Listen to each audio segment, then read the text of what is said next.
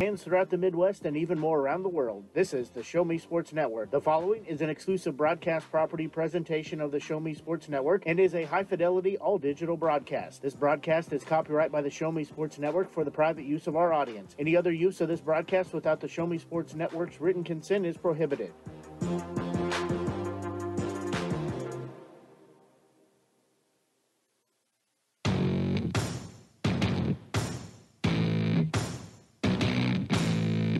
It's time for Southern Boone County Eagles football on the Show Me Sports Network.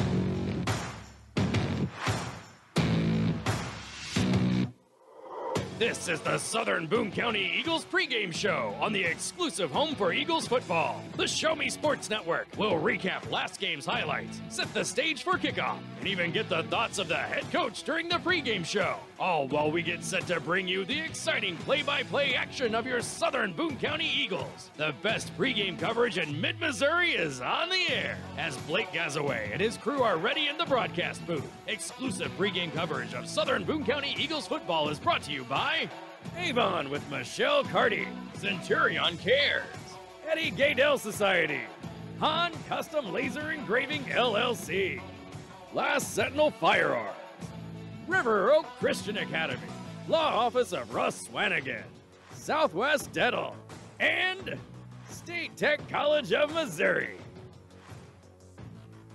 You're listening to exclusive coverage of Southern Boone County Eagles football on the Eagles Radio Network. Now, here's the voice of the Show Me Sports Network and the Southern Boone County Eagles Radio Network, Blake Gazaway. And a very pleasant good evening, everyone. Blake Gazaway here with you as we come to you from Mexico, Missouri, as your Southern Boone County Eagles are getting set just about a little over 20 minutes away from getting set to take on the Mexico Bulldogs. These two teams matching up in the first district action for either team, as last week were both non-district contests, as Class 3 District 5 is where both these teams will sit. And tonight we're joined by our color analyst and Mike Freeze. And Mike, thanks for hanging out with us tonight. And I know I can speak for you, but we're going to be watching a real good game tonight. Yes, we are. Glad to be with everybody. Beautiful night for a football game. Not terribly hot. Got a nice breeze going. Got a fairly new field here in Mexico, so we shouldn't have to be any concerns about rain or anything like that. So we definitely do have two teams that should be quite a contest, even though both have drastically different styles of how they want to get there. Well, we do have some clouds in the area. However, it does look like, at least for right now, some of the rain, and that should hold off at least for a while. But you said this nice turf field here, so even if it does rain, really shouldn't be much of a problem for the field conditions. And you know, it's one that I know drains very good as well, so shouldn't be too much of an issue. And really, you know, with the way the Eagles played last week, it doesn't really matter about the weather. They need to play as you know, ball security, as if it's going to rain a ton, even if it's not raining. That is correct. At any level, but especially this level, keeping care of the ball, not making mistakes, not dropping it on the ground, knowing who you're blocking, keeping the negative plays to a bare minimum, especially with a team that is as talented as Mexico is. You just got to stick to the fundamentals. Well, I see head coach for the Eagles in Trent Tracy headed up this way, so we're going to take a quick break and then be back and get his thoughts before tonight's game, as you're listening to exclusive coverage of Eagles football here on the Show Me Sports Network. Attention class of 2021. It's time to think about your future. It's time for you to take action. It's time to apply to State Tech.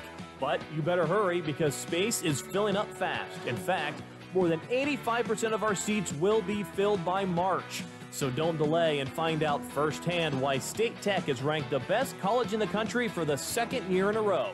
And we are proud to be known as the employer's choice. Apply today at statetechmo.edu.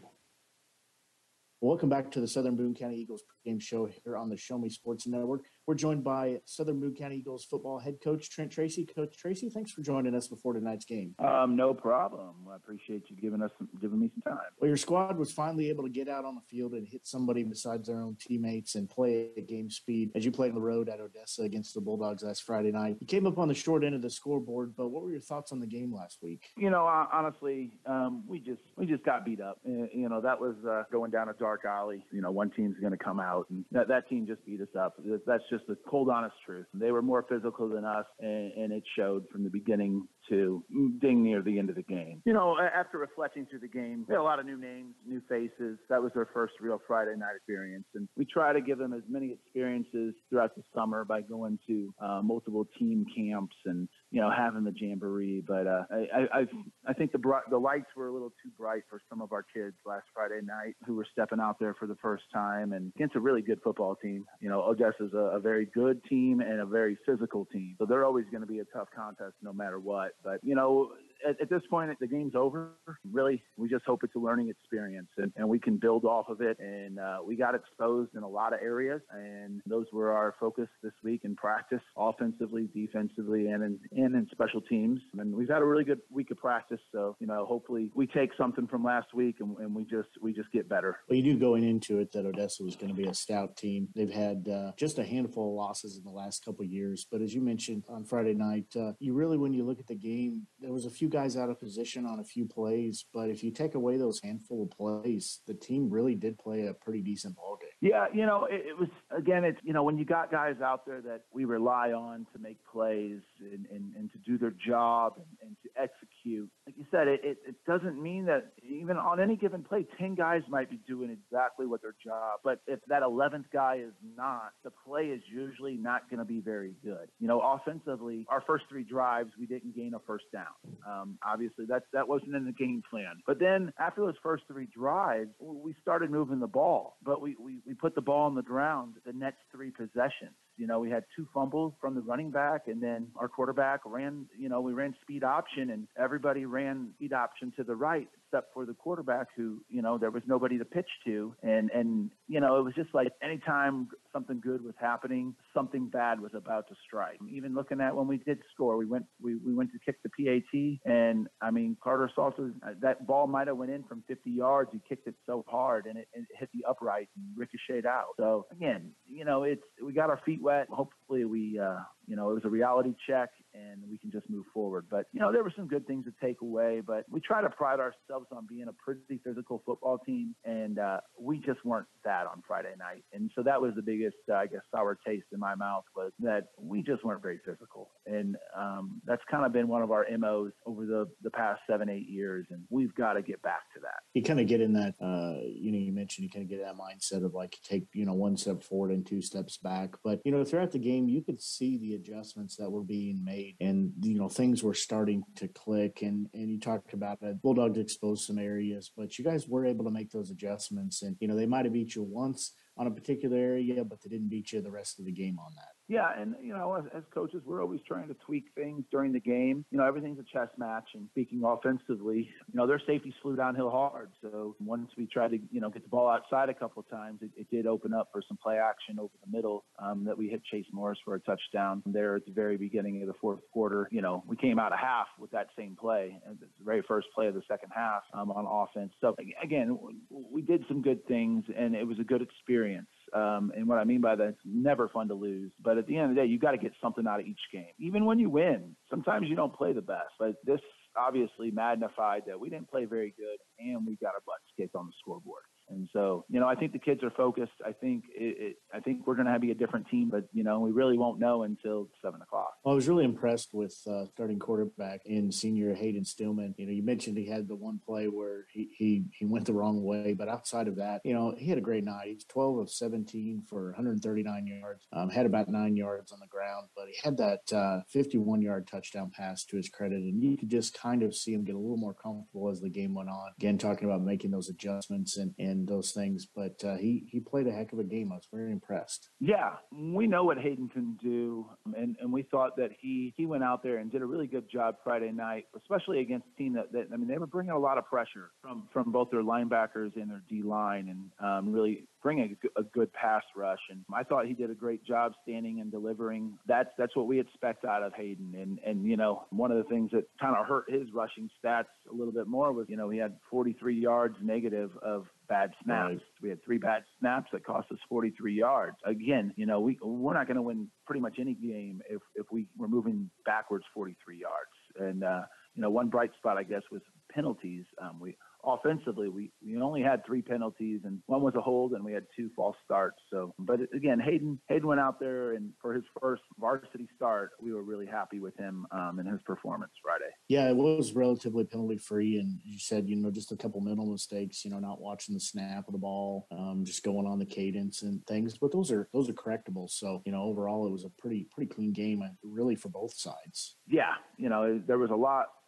Usually week 1, you see a lot more yellow on the field. Really, like both sides, both teams did a really good job of trying to play mistake free. Well, and one thing I really liked too about the game last Friday night was, you kind of talked about those first 3 possessions were just kind of stumbling blocks. But then after you got that, you guys kind of started to get in that groove and roll, and started to see some receivers run some really good routes, and Stillman put the ball in some really good places where either his receiver could catch it or nobody would catch it. Yeah, I mean, there was one that stood out to me. We actually caught it just out of bounds.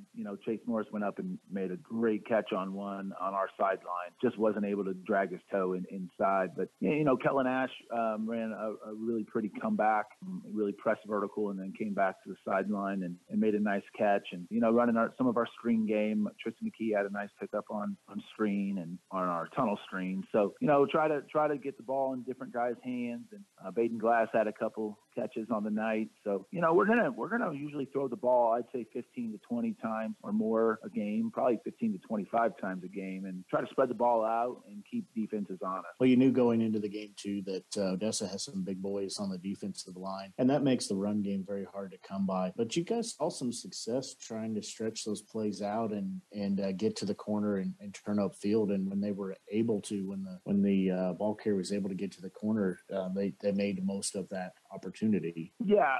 I mean, we have our inside run game and our outside, and and we have different plays that whether it's the quarterback running it, the running back, or the receivers running it, that we really try to stretch the field. Obviously we want to move the ball forward, but we want to stretch the field sideline to sideline in our play calling. So, we mix it up, and we had some success getting it outside, and we've kind of changed up some blocking schemes this week and really trying to stress, moving our defenders backwards as opposed to sideways. Kind of abandon the zone blocking and get back to the bread and butter, moving guys, backward. I've been really happy with this week's practice, and I have a lot of faith in our guys, and I think we had to make some adjustments to better utilize their talent. I think we're going to be ready to do that. I was also impressed, too, on many occasions. You really saw your guys delivering the hits rather than just taking a hit. They're working for that extra yardage. They were trying to get more rather than just step out of bounds quickly. And there was one play in particular, it was right in front of the bench. I don't remember offhand who it was that had the ball, but, rather than stepping out, they worked for 4 or 5 more yards and were able to, most importantly, pick up another first down and keep the drive alive. Yeah, absolutely. And that's something we always stress with our skill guys is, we always want to be falling forward. If we're going to get tackled, we're going to be moving forward. And, ideally, it's going to take more than one person to tackle us, but we always want to be looking for that extra yard because those extra yards add up to first downs and those add up to points. So we're always trying to stress that. And really the only time we're really going out of bounds is if we're trying to stop the clock and not be afraid of contact and go and get that extra yard or two. Well, despite what the scoreboard said, still a game to hold their heads high. Everybody went home after the game, got some rest Friday night, and then got to watching game film and preparing for this week's game. So no rest for the weary, but, definitely something to still be proud of and a good opportunity for them to learn. Like you said, nobody likes losing, but, use it as that learning opportunity to get better. Yeah, absolutely. It's over. And that's what I said to him Friday night after the game, that I'm not going to yell. I'm not going to scream. We probably all feel a little bit embarrassed. And I just want us to all take a learning lesson from this, and that the sun's going to come up tomorrow. We're going to look at film and we're going to learn from it. And then we're going to move forward to Mexico and we're going to work on getting better. And that's all you can do. I mean, we're not going to talk about Odessa because Odessa's over and the focus is Mexico because that's who's in front of us and we can't go back and redo something. Well, late last week, we also got to see how the districts would shape up with Southern Boone placed in Class 3 District 5. That's with Eldon, Mexico, Blair Oaks, Osage, Fulton, and Booneville. Really no surprises in the district assignments, but seeing those now, does that change your mindset or the game plan going forward this season at all? No, I mean, it doesn't change really anything. We're going to play every one of those teams besides Fulton. They are on our normal schedule. Most of them are conference opponents, obviously, besides Mexico, who we play, this week. Really doesn't change anything as far as any game plan per se. Biggest thing, I guess, is that each game matters, which it always has. But sometimes when it becomes week 8 and 9, those district points, they get kind of tight. So head-to-head becomes a huge factor with your district standings. Points-wise, since we lost them. Odessa, right now, we're probably, I haven't even looked because it doesn't matter, it's week 1, but we're probably at the bottom of our district right now. We're probably the 7th seed. And as the weeks go on, we hope to move up that quite a bit. But those head-to-head matchups, if you're within, let's say if we're a 4 seed, and let's just use Mexico as an example. If Mexico is a 3 seed, but we beat them head-to-head, then we get to move above them based on point and based on the head-to-head win. So it does matter, but at the end of the day, it's, you gotta win each game. And if you win your games, most of the time those points are gonna put you in the right position that you're supposed to be for districts. And we get to see a district opponent this week and hope to move up in the district standings. Right now, Blair Oaks is going to be the district favorite until somebody takes them out. They're going to be at the top, and then I think there's some quality football teams that are all going to be fighting for those other seeds until somebody takes Blair Oaks out. Well, this week your Eagles finished the 2-game road stretch as you travel to Mexico to take on those Bulldogs. And as we said, it's your first district matchup of the season. Obviously, their first district matchup too. But the Bulldogs are 1-0 on the season. They beat Centralia on the road last week by a final of 46-20. Leading into the game tonight, how has practice been this week? We've had a good week of practice. We really have. Kind of scaling things back as far as what we're asking kids to do and really focusing on whatever we're going to ask them to do. We're going to do it to the best of our abilities. Sometimes, as football coaches, we get a little too carried away with X's and O's and blocking schemes. And if they do this, we're going to do this. And the kids have to think too much. We really are going to be a lot more simplified, both offensively and defensively this week, and really just worrying about playing tough, doing our job, and executing what's asked of you. As season goes on, we can start adding some more wrinkles to things. But last week, our kids, they looked a little too confused on what to do, and then when you're confused, you don't go as hard. So we're looking forward to Mexico this week, and I think we've had a good week of practice. How's the health of everybody? Health is going better.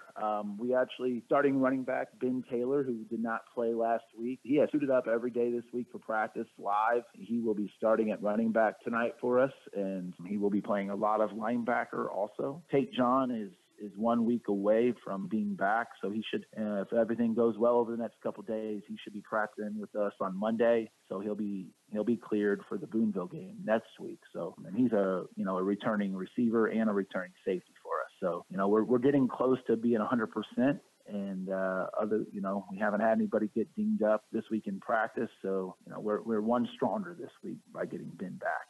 Well, facing the Bulldogs tonight, what do you expect to see them bring to the field tonight? Coach Steve Haig is the head coach at Mexico, and I have a lot of respect for Coach. And the thing about Mexico football is you pretty much know what you're going to see, and that's the flex bone offense. They're going to run dive and veer and midline. And then once they hit you inside 3, 4, 5 times in a row, they're going to run rocket toss on the outside, and they have some very dynamic athletes. Michael White really stands out on film for them offensively and defensively. But if he gets the ball on the edge and we don't have guys out there to force him inside or make the tackle, there's a good chance he's taking it to the house.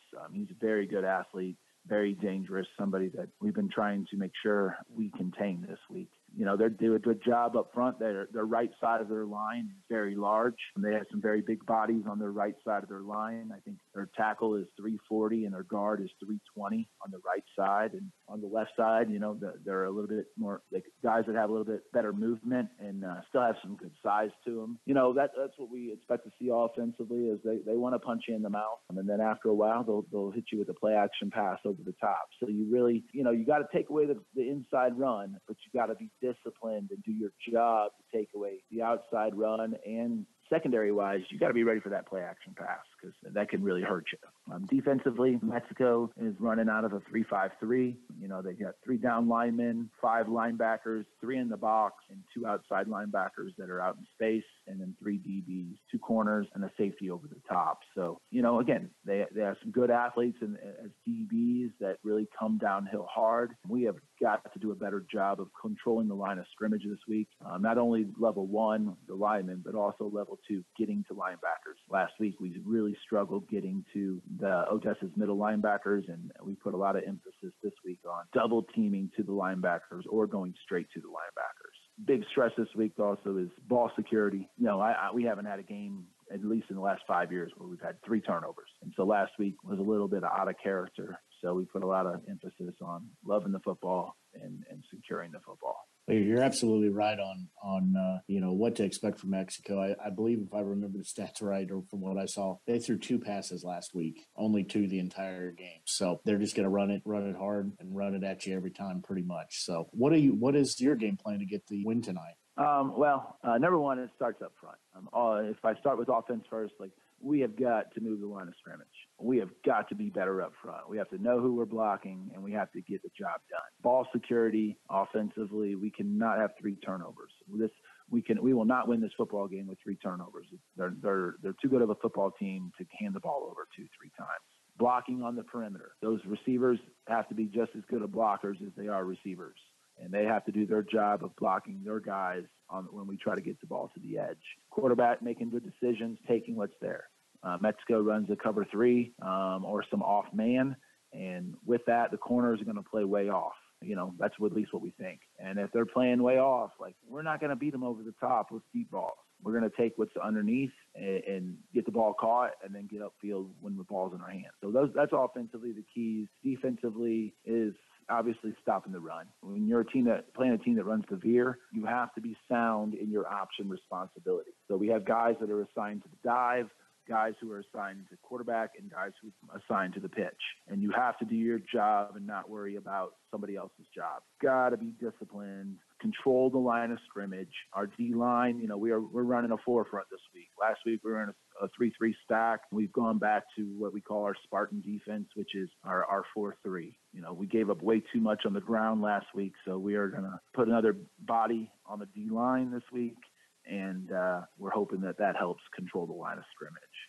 And then, like anything on defense, no big plays and force some turnovers. Well, Coach Tracy, thanks for joining us for our pregame show here. Any final thoughts before you get out of here? No. I appreciate the coverage, and I hope to give everybody who's listening a better show this week, and fully expect our boys to come out and play a lot better than we did last week. Well, let's go out there and get that W. Thank you. Appreciate it. Well, that's Southern Boone County Eagles football head coach Trent Tracy. We're going to take a break and be back with more of our Southern Boone County Eagles pregame show. You're listening to exclusive coverage of Southern Boone County football here on the home of the Eagles, the Show Me Sports Network.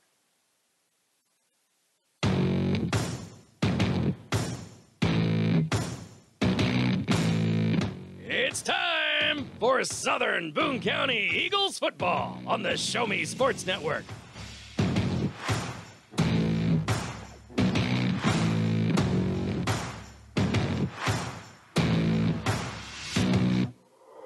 This is Southern Boone County Eagles football on the exclusive home for the Eagles radio network, the Show Me Sports Network. Exclusive play-by-play coverage of Southern Boone County Eagles football is brought to you by Avon with Michelle Carty, Centurion Cares, Eddie Gaydell Society, Han Custom Laser Engraving LLC, Last Sentinel Firearms, River Oak Christian Academy, Law Office of Russ Swanigan, Southwest Dental, and State Tech College of Missouri.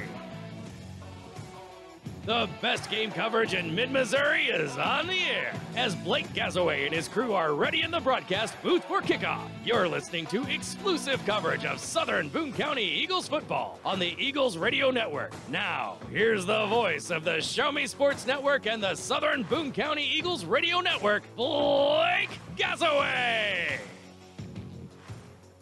Well, both teams are finishing up their final instructions from their head coaches, and then we are going to have this ball game underway as coin toss went in favor of the Eagles, so they elect to receive.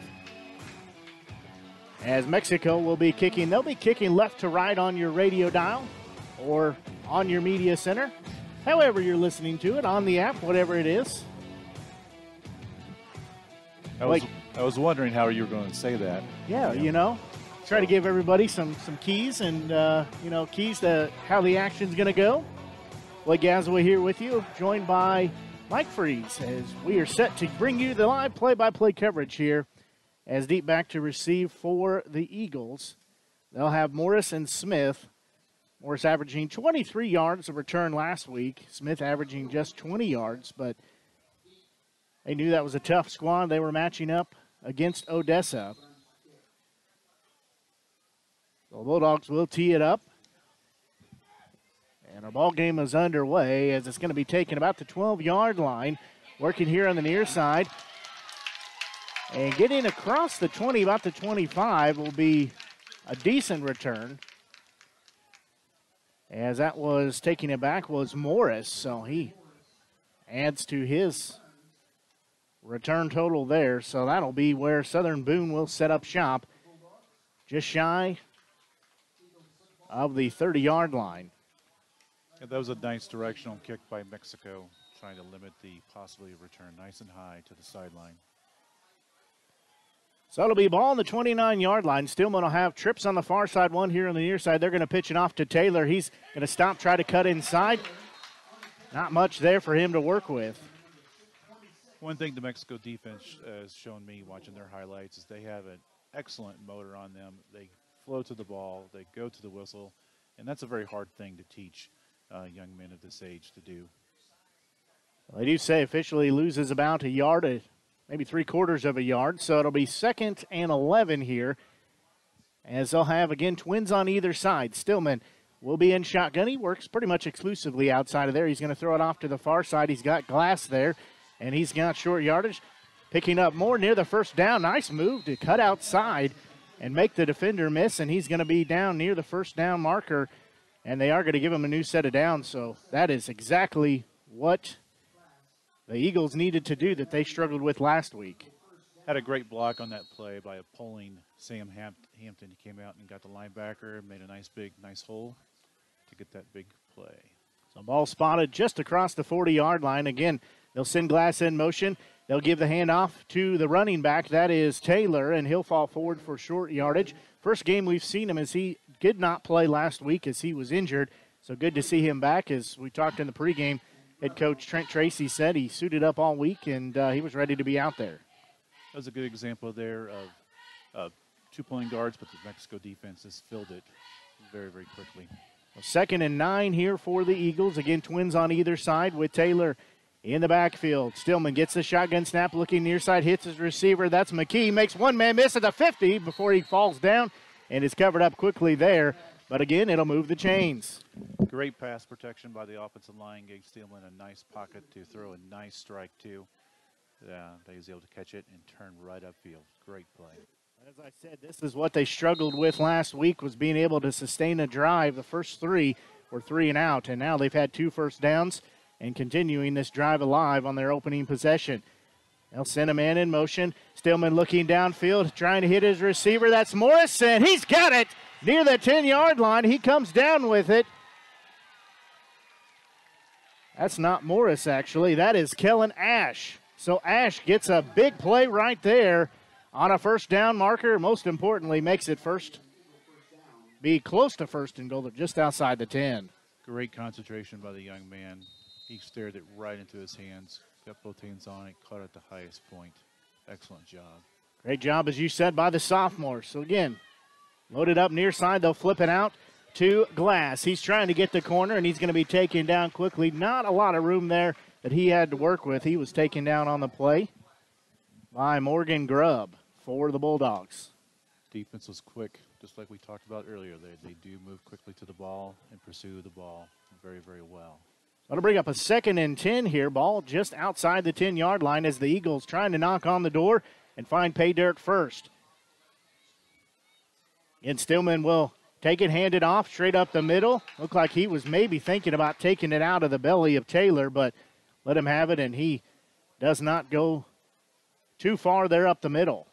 Lots of pressure from tackle to tackle from the Mexico defense there. There was no room at all.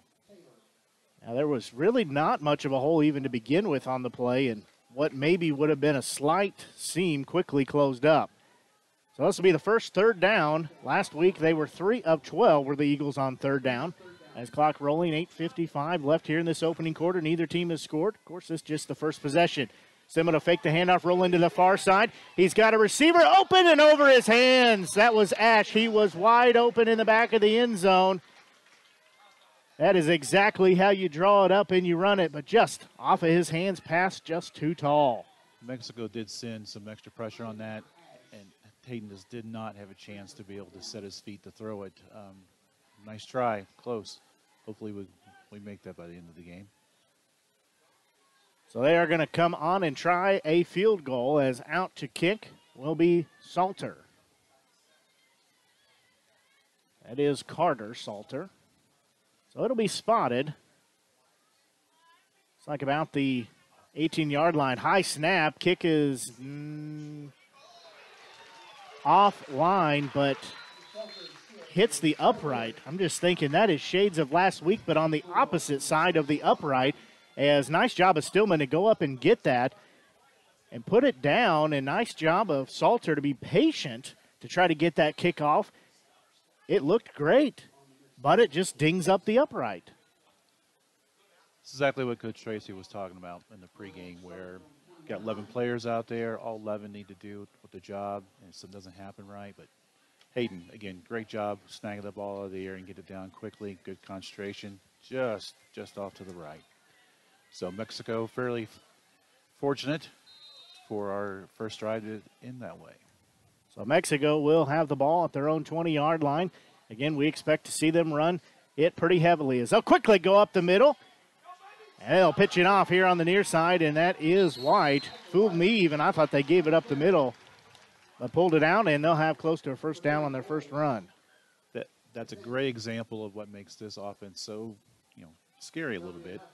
That good fake filled out. We both were faked out initially, but he kept it and ran the option very, very well. And as you can tell with number 5, he usually falls forward. Yeah, Baden Glass was having the duty of covering him up. So another pitch off to the far side.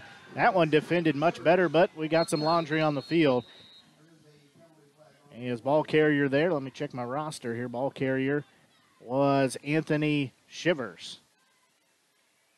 That was great containment by number 3, Chase Morris, on that play there. And he also, I think he got held on that play as well, too. So great play for the young man. You're absolutely right. He had some adversity there and fought through it. I'd like so far what I've seen of the Eagles here. They've just kind of, as head coach Tracy said, they've just kind of kept it simple this week, and they went back to some of those basics. And with this flex bone offense, you really have to do your job and stay in your assignment because everybody is basically assigned to everybody. So, again, Sims will go up under center and hand off straight up the middle. The defensive wall is there. Everybody stays home and does their job. Fantastic play by the defensive line. I can't see the number on that one, but excellent penetration, 52. There's Noah Rice. Nice job for the freshman. Yeah, he's a 6'1", 295-pound freshman. He did not play last week, but he gets the start at nose guard this week. So he's using his size and trying to push some of those Bulldogs around down there. So it'll be second and very long here. And they'll pitch out to White. He's trying to work their corner, but the Eagles are there to swallow him up again. Flowing to the ball, getting over there. Nathan West, one of the seniors, leading the charge there, and they're going to give him a loss, so it's going to be third and even further now. That was an excellent play by the defense, exactly what we had talked about pregame, you and I, Blake, where the defense needed to go to the ball and not stop because number 5 is excellent in making the first person miss. So great pursuit by the entire defense there. We had multiple people in place. White's a 6'3", 175-pound senior. He is shifty and knows how to go. So they'll run it up the middle again. Eagles stay home.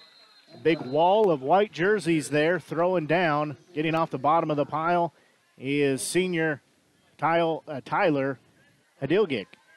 Yeah, Hilgerdick did a great job of shedding his blocker, get in there. We got some beef this year or this game and this week on the interior defensive line. So I think it's going to be a little tougher for them to run that inside dive like they like to do. That was a great first series defense by the Eagles, as they will be in punt formation are the Bulldogs. A high punt will be trying to track it down as Morris, and it's going to take a bounce and go out of bounds near the 50-yard line. So that was an excellent job on defense. They gave up just that one first down, but then got it corralled. I think we're going to have a hydration timeout with 6:03 left here in the first quarter. We're still tied at 0-0, but the Eagles will, when we come back, we'll have the football at their own 49-yard line. So we'll pause and be back. You're listening to exclusive coverage of Eagles football here on the Show Me Sports Network. There are things in life you should always do. Always say please and thank you. Always get a good night's rest, and always take care of your teeth. After all, you're only given one set of permanent teeth to last you a lifetime. Southwest Dental Care is always the place to go for the highest quality dental care. They offer comprehensive general and cosmetic dentistry services for all patients of all ages. Their experienced and compassionate team is there to help you achieve lifelong oral health and a stunning smile. To find out more about Southwest Dental Care, call them at 573-634-4909 or visit southwestdentalcarejc.com. To get the best smile in town, you must dash to Southwest Dental Care.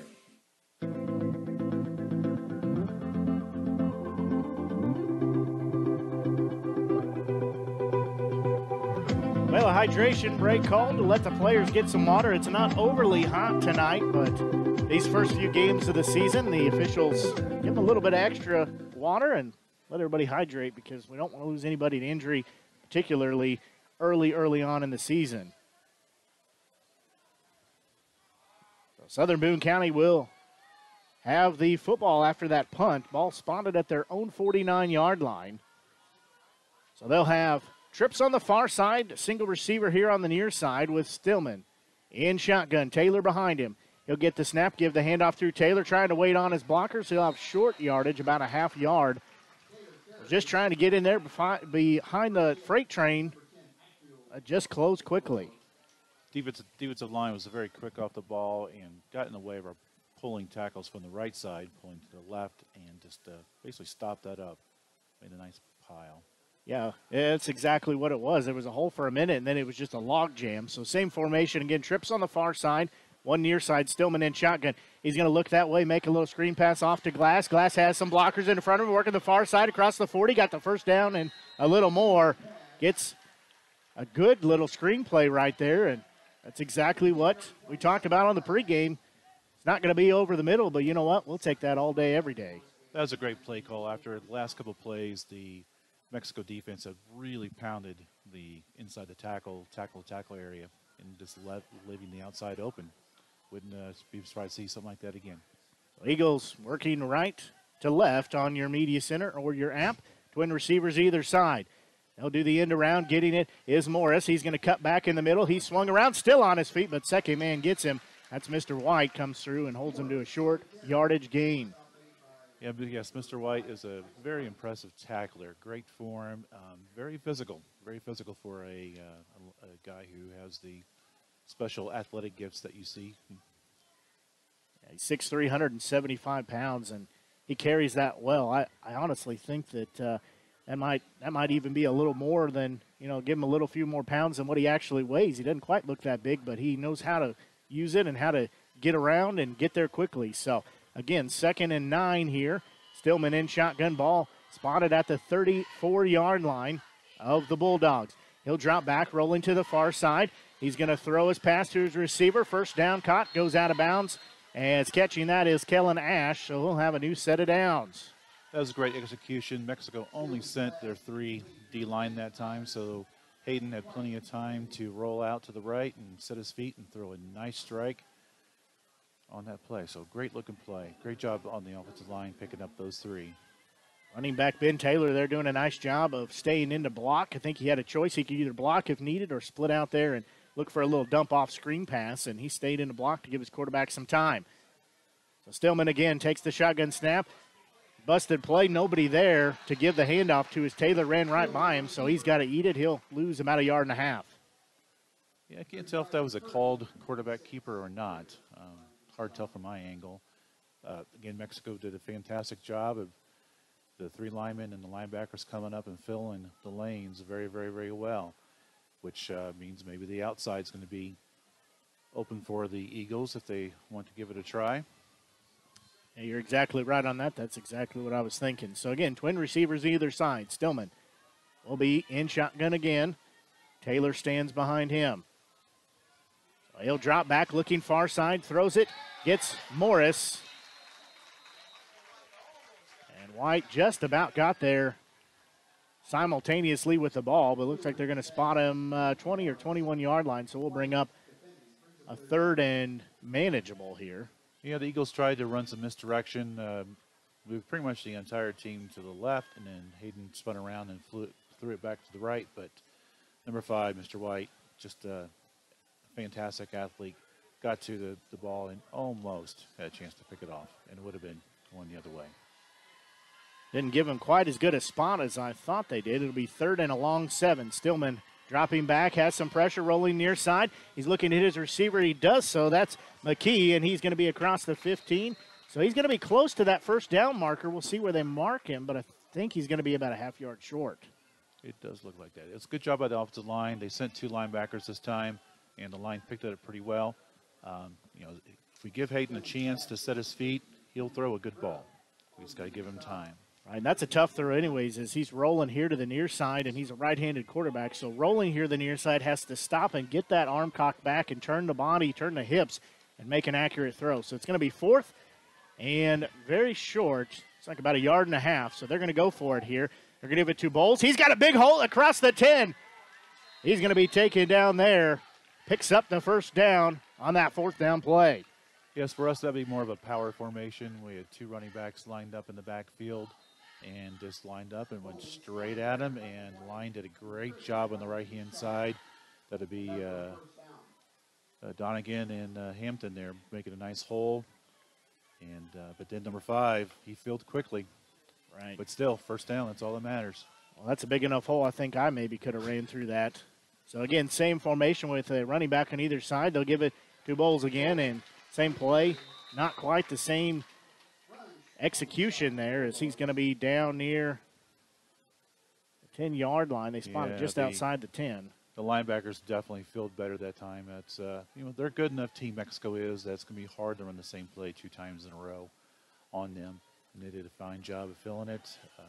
Again, they were overloaded to that spot, so we didn't have enough blockers. One thing that does, though, is possibly opens up something on the outside. So I'll have 2 receivers far side, 1 near side. Again, 2 running backs. Fake it, give it to the second man through, and that's Taylor. And he'll be cut down very quickly as well. No gain on the play. Yeah, we had a counter called there. Fake it to the right, hand it back to the right, the opposite side. And, again, they had a lot of linebackers. The linebackers were at the line of scrimmage right when the snap happened, so there was not much room to be moved there. But I agree with you. Something could be up on the outside here, possibly some sort of a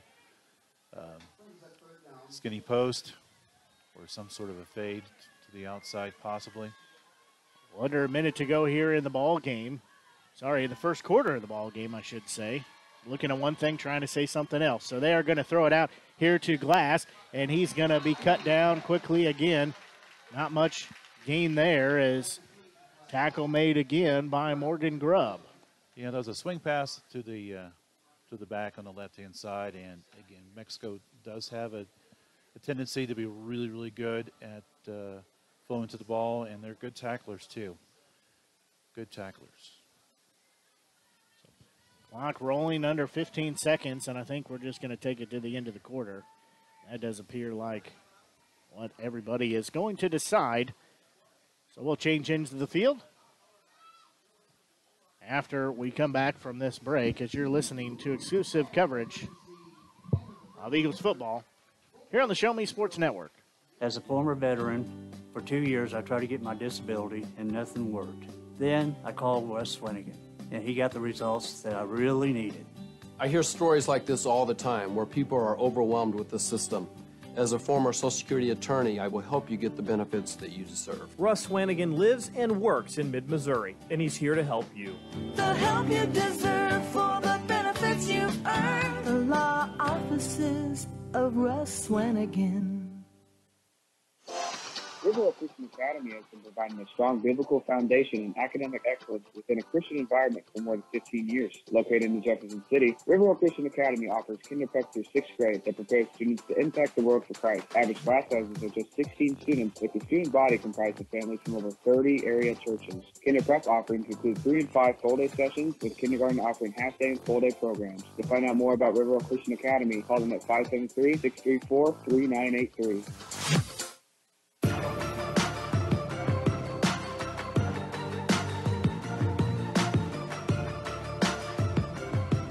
Well, we're going to change ends of the field here, so it's going to get a little bit difficult for us to see. But we will make it work.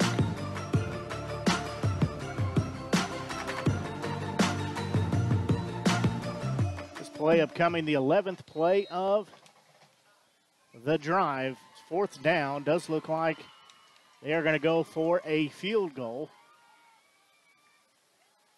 Spot is down, kick is up, kick is blocked.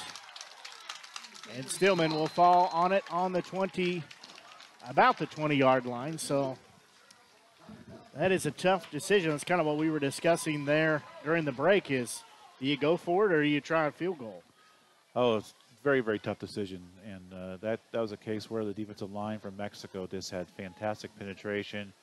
I was kind of looking to see whether or not they were going to be playing the fake or not, but no, they went right after that kick, and outside guy came inside and broke one of the commandments of field goal extra point blocking, not letting someone in on the inside. So that's a tough, tough break there for the Eagles as they're unable to get any points once again. And this is a team like Mexico. If you allow them to stay in the game, their confidence is just going to grow. And it's kind of a concern of mine going into this week. You're absolutely right on that. Getting some trickeration. They're looking downfield. That's their 3rd pass, and boy, that was a country mile. That's not the reason they don't throw very many passes, but that would be an excellent case right there because that was way over everybody's head. Yes, good coverage on our defensive backfield, well covered. Maybe if it was on point, it was not going to be completed. Excellent defense there, excellent coverage by our Eagles there. Everybody stayed home. They knew their job. They did their job, most importantly. You said well covered there on the outside, so we'll bring up a 2nd and 10 here. Ball spotted at the 21-yard line for the Bulldogs. They'll give it to the first man through. Quarterback kept it. Yep, you're right. He did keep it. Great job, Baden Glass. Yeah, Glass shoots through there and has another tackle. He's got 9 on the season so far. An excellent job for the senior. It's hard to see from our vantage point up here. There's just so many bodies down there going every which way, and they get stacked up real close there behind the center. And they also do a fantastic job of faking that dive to the running back, too. Really good job. Sims again up under center. He's going to give it off to the second man through. He's got the first down and more. He's tackled across near the 35. Carrying at that time, Anthony Shivers. Shivers is a shorter running back compared to White, so it's kind of hard to see, but especially behind their big line. But he got through there. The hole was just huge on the left-hand side, so props to the big guys, and I mean big guys on the left-hand side of the Mexico offensive line. Yeah, they're well over 300 pounds each. Hand off to White. He's going to work the far side. He's got the corner, and Moore sheds one tackler, two. He's going to be still on his feet near the 40, dragging the tackler with him. Just like we saw in the highlights of Mr. White, the first guy does not take him down. He is excellent at that. Eagles have to do a better job of pursuit, playing to the whistle. That was a huge play there. Picks up 20-plus yards, moves the ball into Eagle territory. Ball spotted at the 43-yard line. Kind of getting a little roll here are the Bulldogs. They'll go out again. Sims up under center. He'll give it to White again on the second man through, working that far side. Very shifty running back. He's taken down quickly. That was an excellent job by the quarterback who changed up to a quick snap. We had got some new people in on defensive line, and we weren't quite ready, weren't quite set. They wanted a quick snap there, and we're quick off the ball, and the hold was there. Good job. Baden Glass in on the tackle for the Eagles. So it'll be 2nd and 4. Again, Sims up under center. He'll drop back looking far side again and hit his receiver. Have a flag. Well, no flag. I thought there was a flag coming in. Fantastic tackle by the Eagles. That was a strike, something that we had not seen from New Mexico in their limited highlights on passing. Nice and quick. Got it out there, but well covered. Yeah, I think there was an unfortunate break there for the Bulldogs, though, that he threw it to that receiver because his other receiver on the top streaming down the field was wide open. So I thought that's where he was initially going to throw it. So he'll pitch it off to Shivers here on the near side. He's got the corner before he's going to be taken down at the 22-yard line. Great play by the running back to get outside. We lost containment, and then he cut it back up. Hard finish, falling forward again for a small running back. He's also another one of those guys that has a tendency of falling forward, getting positive yards after contact. They'll hand it to White, working the far side, trying to get that corner. Shooting through was West. He could not make the tackle, and it will be a touchdown for White as he will take it in from 22 yards out. Lost containment on the right side this time, and Mr. White showed why he is as good as he is. The first 2 tackles he broke. He ran right through them, and once he gets his head of steam going, not hard. It's very difficult to stop him. So great job by the Mexico right side of the line this time, and their right side is considered to be their stronger strength. West was trying to shoot through there and tackle him for a short game, but just could not get enough hands on him. PAT is no good. I don't think that ever left, more than a foot and a half off the ground. Kicking it was Andrew Rung. It is no good, but the Bulldogs lead 6-0. We'll pause here and be back. That's with 9:25 left here before halftime. We'll pause and be back. You're listening to exclusive coverage of Eagles football here on the Show Me Sports Network. Perfect, right? Actually, we were thinking of Rome. I know an agent there. Look at this view. This place is unbelievable. It's beautiful. We've been looking at Jamaica. I know an agent there. Welcome to Jamaica. We love it. But we're thinking about Tokyo. I know a guy. You know an agent too. That's Kathy Rush at RE/MAX Jefferson City. Call her today at 573-761-3405. Well, the Bulldogs march down the field, go 9 plays in 79 yards, and score on a 22-yard run. They take the lead 6-0. The back will be Morrison Smith. Smith's going to take it here on the near side, about the 15, across the 20, across the 25, and he'll be holed up across the 30. So that's a decent return there for the Eagles to start with.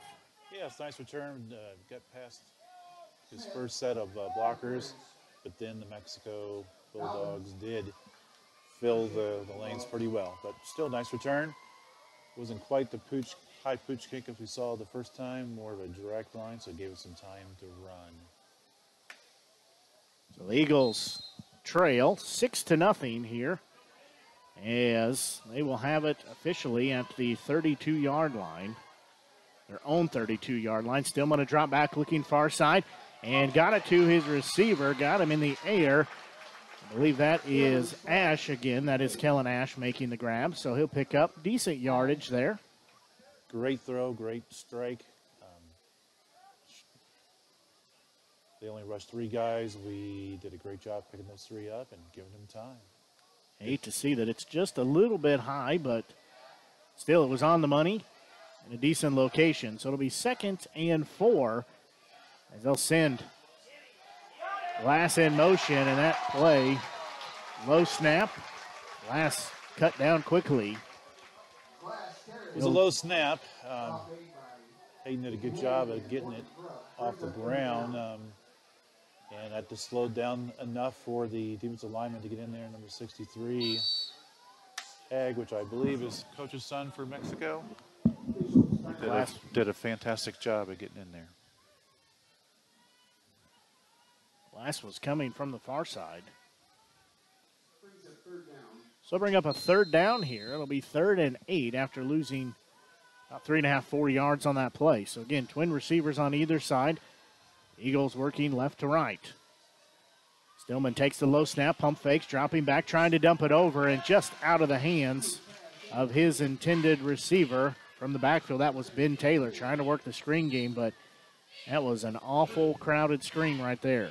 Yes, that would have been a nice time if Mexico would have blitzed some linebackers, leaving a nice little gap, but they did not. Linebackers stayed home and had it well covered. That could have been an interception pretty easily. So that was a good turnout, actually. So that'll be 4th down here. Again, we have 5 wide receivers, and we're just going to have a little pooch punt by Stillman as it's going to cross the 50 and bounce near the 45. Pretty much expected that to happen. We'll be interested to see how many times this year that Hayden decides to take it and run it. In years past, the quarterback pooch kicker has had that option. For those of us who've been around for a while, you probably remember Stick Notewood used to do that quite a bit about 3 years ago. And we'll be interested to see if he has the ability to do that. The defense that time only had 3 people on the line, so there wasn't much of a chance to run that anywhere.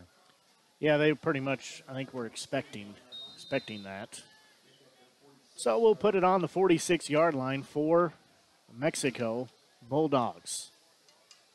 Sims, again, will go up under center. And he really crouches down. Quick snap. He's going to pitch it off to wide on the far side. He's got some blockers in front of him. A flag comes in. That may be the saving grace there as he's off to the races, and he's going to be taken down inside the 10. But there is a flag clear back at the 47-yard line. So hold the phone. I think we're coming back, and that is going to be the call. As that might have been the reason why he was so wide open is a holding call. Everybody's going to have to come back the 40-plus yards. Yeah, holding on the right-hand side, so tough break for the Mexico Bulldogs, but good break for the Eagles. And just shows you how quick he is. And it gets that pitch, and he's just off to the races. Said he's 6'3", 175-pound senior. Yeah. And I agree on the center, or the quarterback. You don't see a quarterback that low in their stance. I mean, I'm not sure how he's able to do that flexibility-wise. Yeah, he's inches away from the back of his heels when he's crouched down, but it works for him. Sometimes that's all that matters, as long as it works for him. Clock stopped momentarily, but now rolling. 7:45 left to go here before halftime. Bulldogs leading 6-0. Sims again up under center. He's going to give it to the second man through. That's Shivers. He's across the 40 to the 41, so he'll pick up short yardage there, considering it was 2nd and 20. Yeah, on that play, they ran the counter that time, and Mr. White, number 5, instead of getting the ball, he was a blocker at the point of attack. And one thing that we've seen on his highlights, he's a good blocker as well. He is not afraid to do the little things, the blue-collar type of a player. He does it all for them. Yeah, he has a good football IQ, so I don't know if he's going to look to play somewhere in college, but pass is going to be off the hands and almost intercepted. I thought they were going to call false start, but they did not. Well, it's a weird what number 5 does on some of these plays. He just kind of stops in his tracks and that's exactly doesn't do what anything. He did. So that's twice now that's happened on pass plays. I know a couple college coaches in the area, and they definitely know who Michael White is. With his size at 6'3", though, I wouldn't be surprised if he had a chance to at least get to Division II, possibly, because he's got a good frame to put some weight on and could be a really good safety. Well, it's going to be a 3rd down and long here as they'll change up the play. Sims will send some motion, and Eagles just jumped off sides. Mr. Rice gives them 5 yards. Let's go, Eagles. Got to watch that ball. It's right there in front of you. The movement was a little abnormal for them, so I think that's what caught our guys off. That was what we saw last week for the most part, was just mental mistakes and not watching the ball, going on a hard count on a cadence rather than watching the actual movement of the ball. So So we'll be 3rd and 10 now. It was a 1st and 20, and it was a 2nd and 15, and it'll be 3rd and 10 here. As they'll fake the pitch off, dropping back is Simpson. He's going to be taken down in the backfield as he is going to be sacked by a host of Eagles. Bagenglass was the first one there. He just stayed, he followed the ball. He did not bite on the fake that the Bulldogs ran there. It looks like they're trying to do some sort of maybe a fly pattern to the right side, but Baden was right there, and then the rest of his defensive linemen were there to mop things up, but Mr. Hampton being one of them. That's one of the bad things about having those fakes is it eats up a lot of time for your quarterback, and that's exactly what happened. The Bulldogs will punt it here. Beautiful punt is going to send Morris back inside the 25. He's going to work far side. He made one man miss. Still on his feet across the 35, 40. He's going to be cut down there.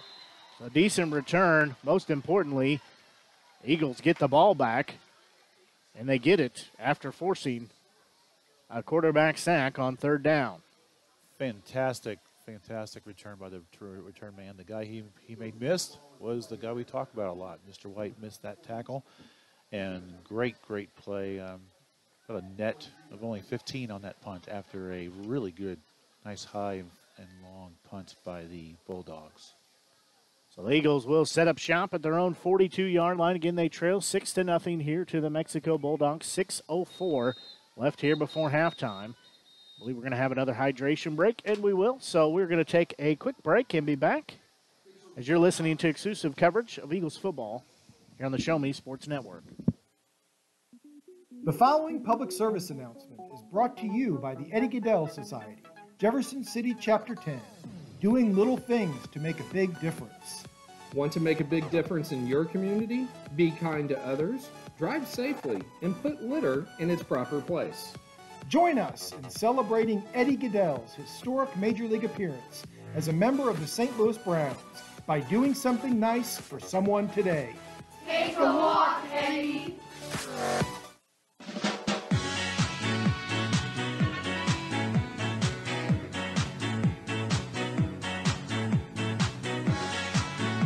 Great defensive stand there for the Eagles, as we've seen a couple of those actually this game. I think it really corroborates exactly what Coach Tracy had said about practices going very well and this last week, and really making sure everybody knows their assignment is just doing their job as the Eagles trail 6-0 here with 6:04 left before halftime. They have the football at the 42-yard line, their own 42-yard line, trying to find the pay dirt there in the end zone.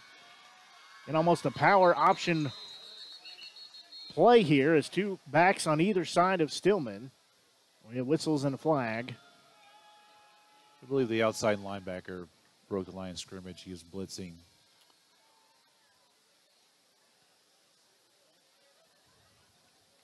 So that is going to be the call. So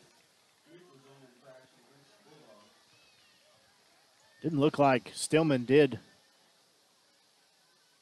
a hard count there. But either way, it'll bring up a 1st and 5 now instead of 1st and 10. So Stillman in shotgun. He'll give it to Taylor, and Taylor goes up the middle into a brick wall made up of Bulldogs and Eagles.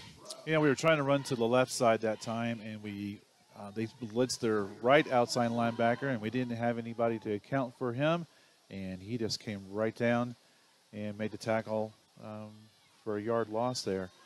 That guy's got to be careful, though. We can counter back around if we wanted to and have some toast. So they'll have 3 receivers near side, 1 on the far side with 2nd and they'll say 6 on the scoreboard. Stillman looking near side, gets McKee at the 50. He's trying to shed the tackler. He's got an arm around the throat.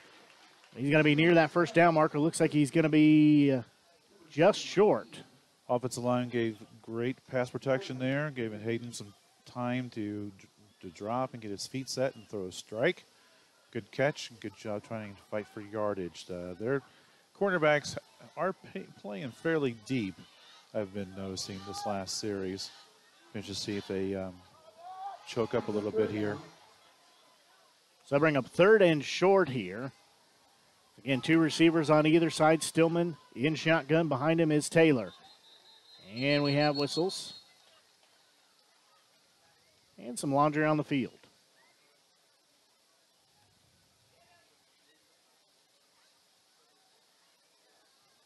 I believe it's going to back up the Eagles. What I call a false start on the Eagles. So what was a 3rd and short is now a 3rd and 6. Something I'm interested in seeing here, the number 30 on our left side is really inside quite a bit, our wide receiver there, and being very deep. So it looks like possibly an opportunity to get the ball to him. I'll send Morris in motion on the far side. Low snap. They're going to split it out to Morris. He's going to have it near the original line, still on his feet, made 1-man miss, and he will not make the 2nd-man miss. He'll gain a couple yards and be down right there. Yeah, that was a screen to the left, or swing pass to the left. Baden Glass had his hands full in more ways than one. Initially did a great job of blocking the guy, but as the guy got free, I believe he's the one that got called. And that's one thing we noticed about watching the film that we had on Mexico defense is they have good motors, they fight to the ball, they go to the ball, not just going to be able to stop them with just one block. And also a flag there on the play, a holding call. Yeah. So now it's going to be 3rd and long. So we had 3rd and short, 3rd and medium, and now 3rd and long. Variety. So I guess the positive is they get to redo this 3rd down play after they didn't pick it up on their previous try. So they'll have twin receivers either way. Stillman will have a running back in his backfield. He's looking downfield, had some time, and off the money and short. Had to rush it there just a hair at the end and couldn't get enough under it. Was looking for McKee. Yeah, the Mexico defense sent 2 linebackers in that case and just basically could not get everybody picked up. Hayden did not have the time to throw like he's had most of the game, but thankfully he threw it where nobody else was. So good job there on Hayden.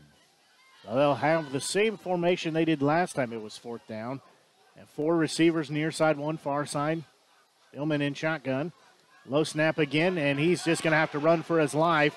And he tried to get the kickoff and dropped it, and it's going to be recovered by the Bulldogs.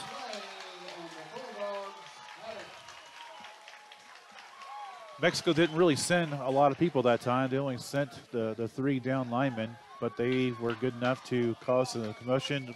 Looked like the snap was a little low. And Hayden, rightfully so, noticed he could not kick it right off the bat, but then he thought he had a chance to kick it, and that's when he fumbled it. Wouldn't have mattered either way if he would have got tackled there. Same spot on the field.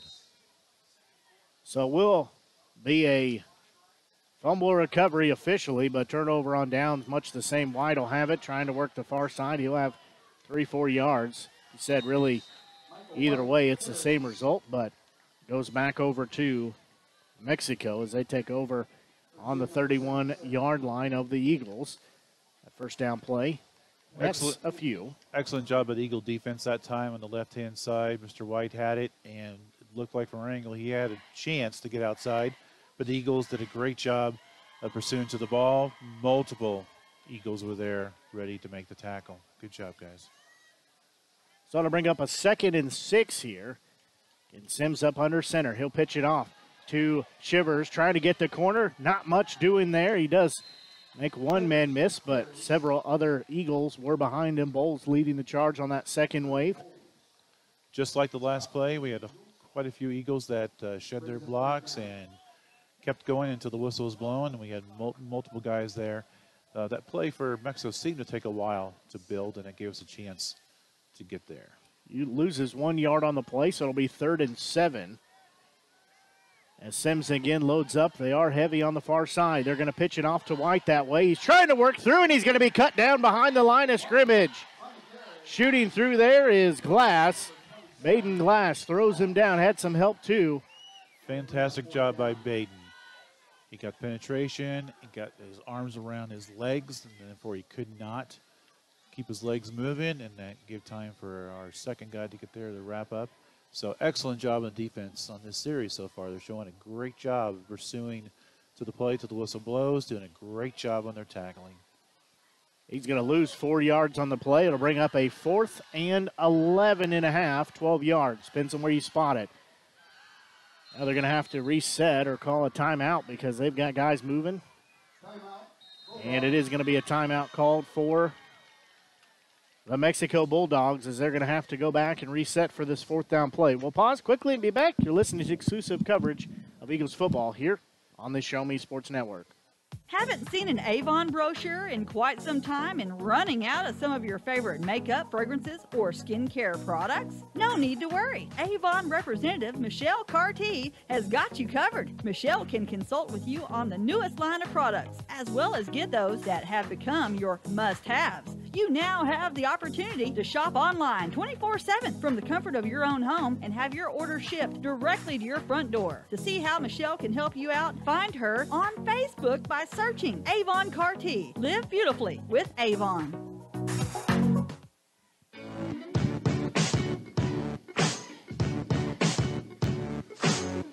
Well, as we were talking there during the break, nice job of the defense to stay home and stay alert, not jump off sides there, give up free yardage. They've really answered the call pretty well here after giving up that 22-yard touchdown run to White. Defense has done a very, a fantastic job, especially with so many young players out there on the field right now for the Eagles. Clock stopped at 1:51 here before halftime as it's 4th and 12. And dropping back is Sims. He's going to look for his receiver, and he's going to be short of the first down as he just got a helmet into the chest, and I don't know if he knows what day it is. As making the catch there was Andrew Rung, and he is planted on his backside. That is one of those plays they're going to watch in film, and he's going to say, hey, my quarterback, my dude, why'd you leave me out to dry? That was a great play on the defense end. 57, Justin Post got in, I think, for the first time I've seen him tonight, and he got through that line very, very well. Got pressure on the quarterback, so the quarterback had to throw the ball as soon as possible. Quarterback, great throw, great catch, but our defensive guys are right there, short of the first down. So 1:44 left here before halftime. Eagles trail 6-0. They have the football. They'll pitch it off.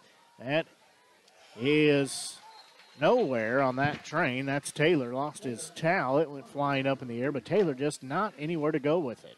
Yeah, the Mexico defense, they clogged the running lane we were trying to. We were trying to go off tackle to the left, and nothing there, so Taylor tried to cut it back to the right, but their linebacker filled and wrapped up. Perfect textbook tackle.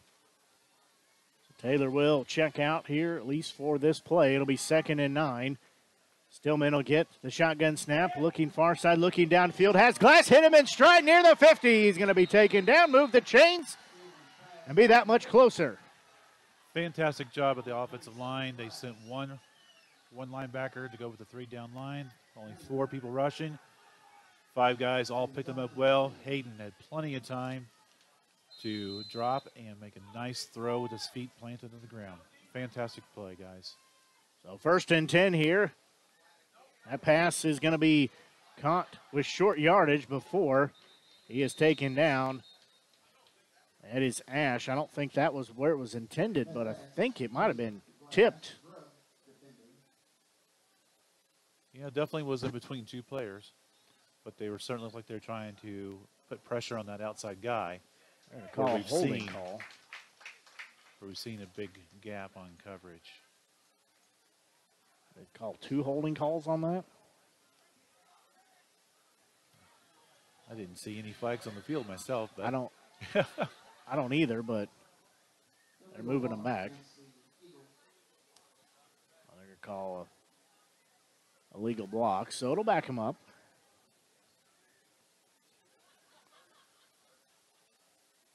So we'll be 1st and long here.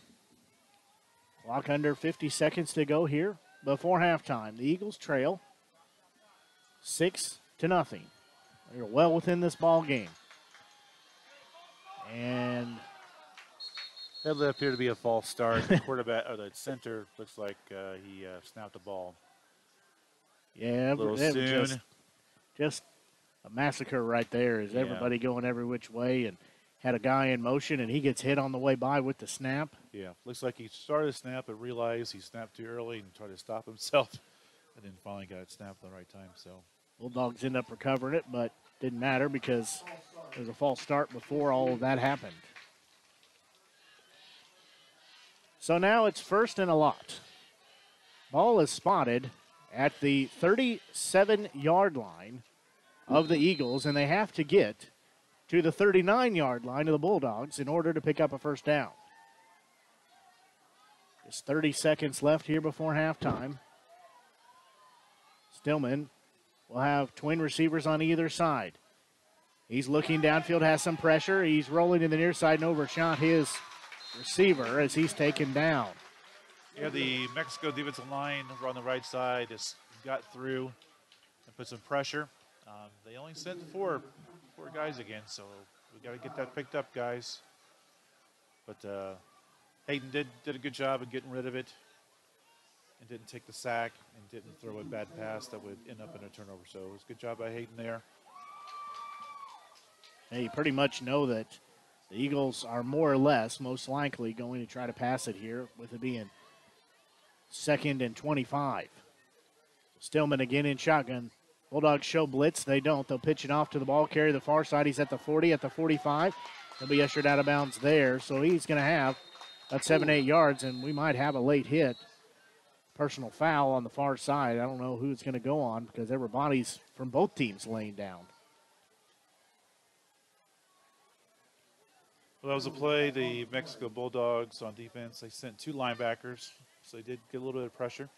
And instead of passing the ball, we tried to get outside them, which was a good call. Gained a good amount of yardage. And I have no clue what this penalty is going to be. It looked like it was more down the field than at the point of attack. So it is going to go and make sure that it's not going to be offsetting penalties. Well, looks like they're only calling the one against Mexico, and that should be, looks like it was head-to-head. Yeah, so there was a couple of them down there by the first down marker that were, I think it was a personal foul, almost a late hit. Might have been head-to-head, but I think it was a head-to-head. So that should be 15. Don't know if it's an automatic first down or not. Do have a timeout by the Eagles here with 8 seconds. So the Eagles trail, we'll just keep it right here. The Eagles trail 6-0 here right before halftime. Lee Gasaway here with you, joined by Mike Freeze here on the Show Me Sports Network. Mike, doing a fabulous job here making your broadcast debut tonight. Thank you. I'm having a blast.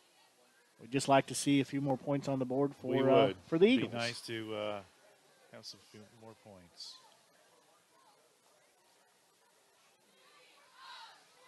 Personal foul. I think they are calling a helmet to helmet. Oh! He pointed that against us, though.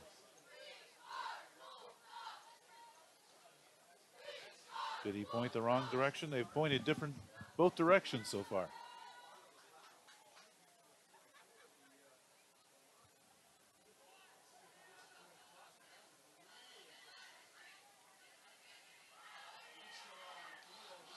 Yeah, they're trying to get this figured out, as this was also a foul that was away from the ball.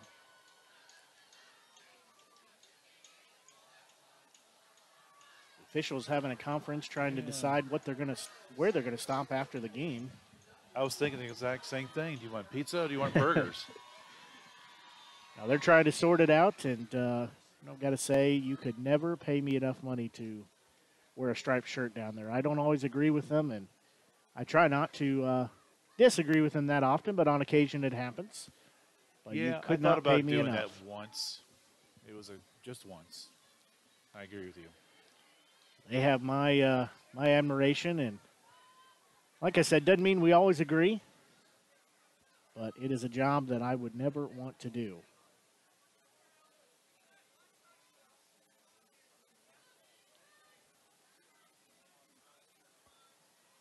He Is said that a blindside block? Yeah. Okay. Okay, that makes sense. That has been a point of emphasis the last couple years. So now that everything is sorted out, especially in that case when, the play was pretty much over and it happened 15, 20 yards away from the ball. so it is going to be a 3rd down.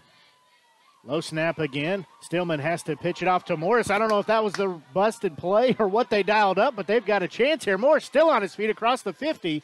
He's going to be taken down there. There were 2 running backs, 2 players in the same area. Yeah, 2 guys were running different directions, and basically what it was reverse off a pitch. Yeah. So Hayden was act like he was optioning to the right, and instead of pitching to his pitchman like you normally would, he pitched it to the wide receiver going back in the other direction.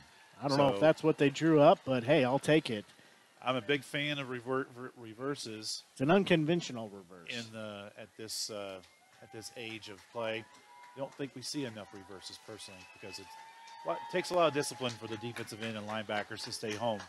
And we mentioned earlier in the game where the linebacker from the opposite side came down hard to make a tackle behind the line of scrimmage. And so that worked well this time. Unfortunately, didn't work for enough yards.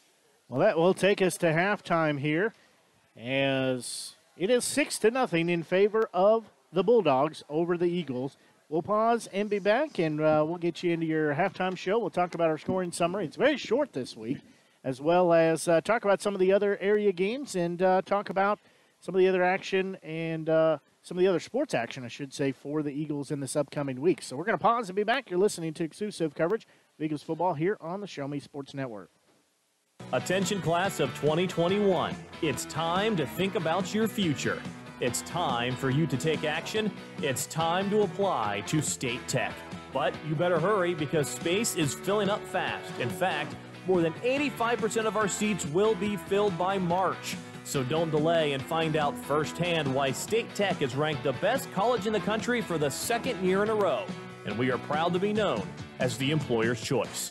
Apply today at statetechmo.edu.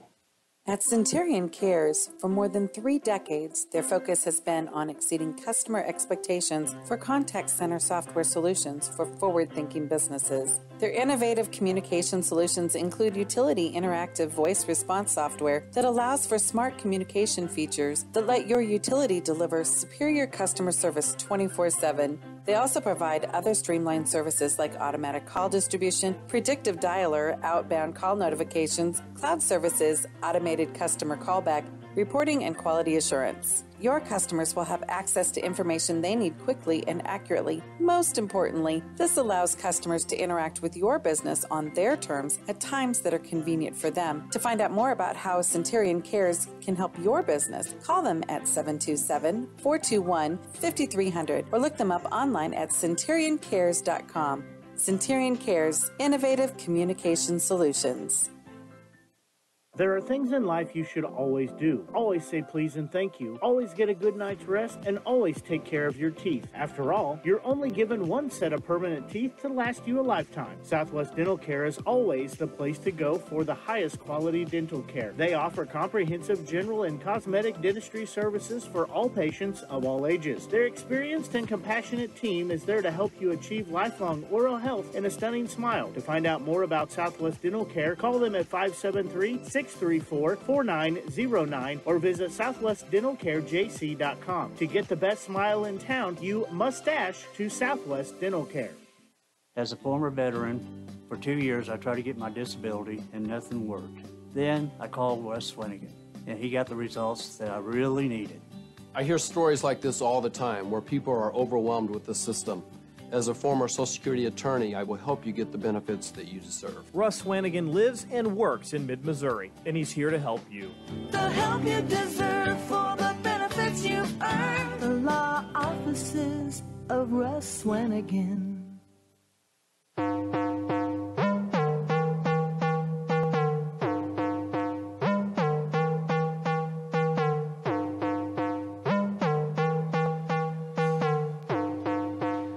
We're at halftime here at Mexico High School as the band is out performing for halftime entertainment. The Bulldogs leading 6-0 over your Southern Boone County Eagles as quick check of the radar. Looks like we might be okay for the rest of the game. There are some storms, some rain showers around us, but nothing in about the 30-mile radius. So I think we're going to be okay to get the game in. And then it can rain all night after that. That's A-okay. Looks like it's probably going to at that point, but looks like we're going to be okay with that. So here, as I said, band performing. Blake Gazaway here with you, joined by Mike Freeze as the halftime entertainment continues. We'll have a short look at our scoreboard tonight as taking a look at our scoring summary. Well, the game is 6-0, so only one score. However, it was a pretty impressive one. It was a 22-yard run by White. The PAT was no good. That was a 9-play, 79-yard drive. Came in the second quarter with 9:25 left to go before halftime. That made it 6-0. That's the only score we've had in the game so far. Both these teams, it's really been a chess match of sorts with the defense for both sides, looking rather stellar. Having a few miscues here and there, but both of them, I didn't think it'd be as much of a defensive battle as it's really turned into. And it has definitely been a good game to watch and call so far. I agree 100%. I was not expecting a 6-0 score at halftime. I was expecting to be a little bit more back and forth due to each team having some very players that are very tough and to keep down the ground. We do have some scores in the area for those who are wondering. Got Osage Indians over Moberly, 12-0. Fulton is losing to California, 28-7. The Eldon Mustangs and the Owensville Dutchmen. Dutchman's always one of my favorite mascot. They're all tied up at 21. No score I can see for the Blair Oaks Falcons against Knob Knobster. Probably got a good feeling how that one's going to go, though. I would agree. No score for found yet on Booneville and Holden. Hallsville and Centralia. Hallsville's up 22-6, so Centralia is off to a tough start this year, lost to Mexico last week. And we also got Warsaw over Versailles, 8-0 so far. Helias is bouncing back so far over Hickman. They're up 28-0. So it was a rough week last week for the Jeff City and the Columbia schools. Yeah, definitely not a good week. Battle, of course, did have a big comeback game to win. Battle has certainly kept the program going after Mr. Conyers left Battle to go to Hallsville, unfortunately for the Eagles fans, since Hallsville is going to be one of our regular teams we play each year. But second half here, it's going to be interesting to see how both teams come back. It's been a physical game, lots of good hits. Obviously got extra physical toward the end there. So it'll be interesting to see how both teams come out. I think for the Eagles, they need to come out and really Lyman got to take over the game, hit the person across from them, just take them in the direction that we want to go. We really need to get some holes. When Hayden has some time to throw, he's throwing some really good balls tonight. You're absolutely right on that, and same with with the run game. When the line had been able to get that push and create those holes, it's been relatively effective. And compare that to last week, they were making progress and doing the things they need to do to get to the point they want to be at. So they've got still 8 minutes, just over 8 minutes, and then they'll put 3 minutes back on, or they'll stop at 3 minutes and then wait till both teams are out and make sure they're plenty warmed up before the second half starts of our game here, as the Bulldogs lead 6-0 over the Southern Boone County Eagles in a game that, I really thought it'd be more of a shootout than it is right now. But starting the second half, the Bulldogs will get the football, as the Eagles started with it to start the game. There are several activities coming up here in this next week for the Southern Boone County Eagles athletics squads. Tomorrow, the cross-country varsity and junior varsity for both the boys and girls, they'll be running at Jeff City. On the way in, there was a cross-country meet underway, so it was not obviously the one that the Eagles are going to be running in, but saw that on the way in here to the game tonight. So they were out there trying to get it in before we thought maybe there might be some rain, but it looks like it's going to clear out and we're going to be A-okay. Then on Monday, that's Labor Day, the junior varsity football squad, they'll be at California. That is a 6 o'clock kickoff for that game. And softball will be a junior varsity doubleheader competition. That'll be at Father Tolton Regional Catholic. Varsity at 5 o'clock. First pitch, junior varsity at 7 o'clock. Tuesday, well, big day there. It'll be the first day of classes for the Eagles and Lady Eagles. So everybody needs to get to bed early on Monday so they can get up bright and early and go to class on Tuesday. But Tuesday evening, they will have a busy night as softball will be on the road at Hickman. That'll be varsity again at 5 o'clock. JV, that'll be set for 6:30 for first pitches. Volleyball will be at Eugene, junior varsity at 6, varsity at 7:30. And boys soccer will be at home.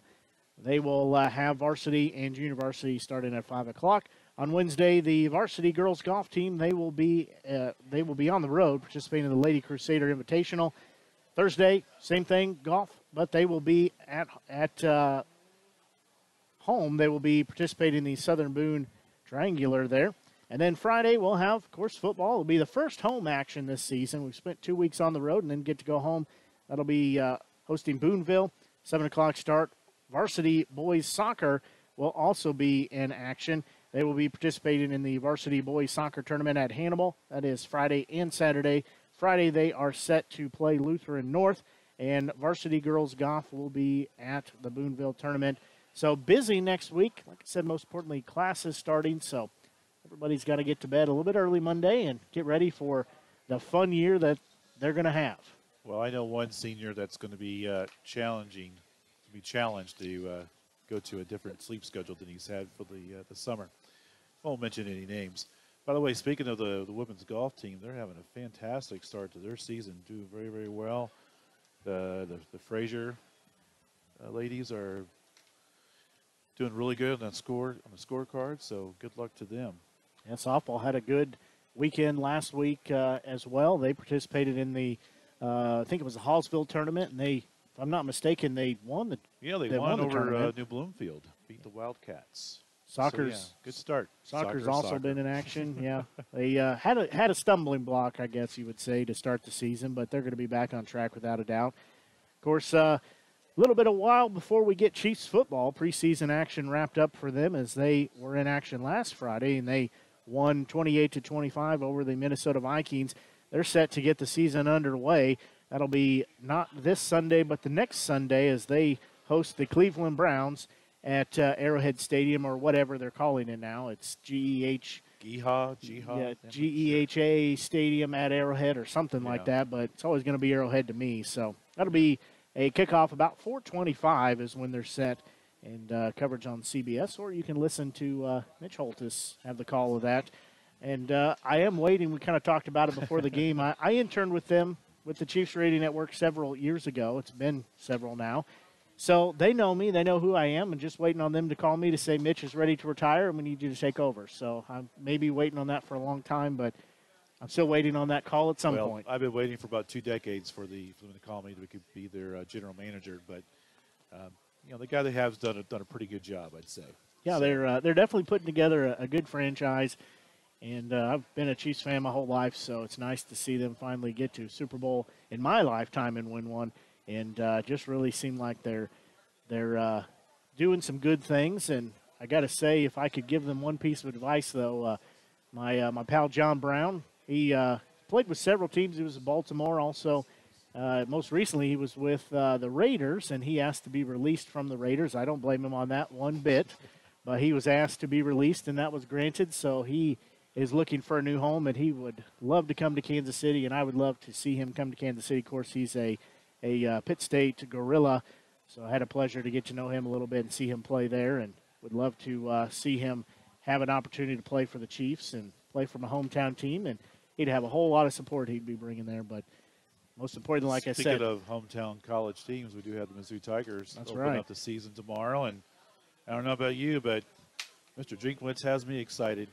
You know, it has been an interesting transition, to say the least, watching him come in as the new coach and seeing the things that they've done. And, he's just got a little magic that it's just hard to describe. And I know nobody very few people outwork him, and I know especially when he's recruiting his coaching staff. Caught Tiger Talk this week, and they were talking about that he's just very persistent, and he's good with following up and doing those things, and just basically on you till you say yes. And so he's been able, I know, to flip some key recruits for some other colleges, get some transfers to come in, and should be a great time at Faroe Field on tomorrow. So they get their season kicked off.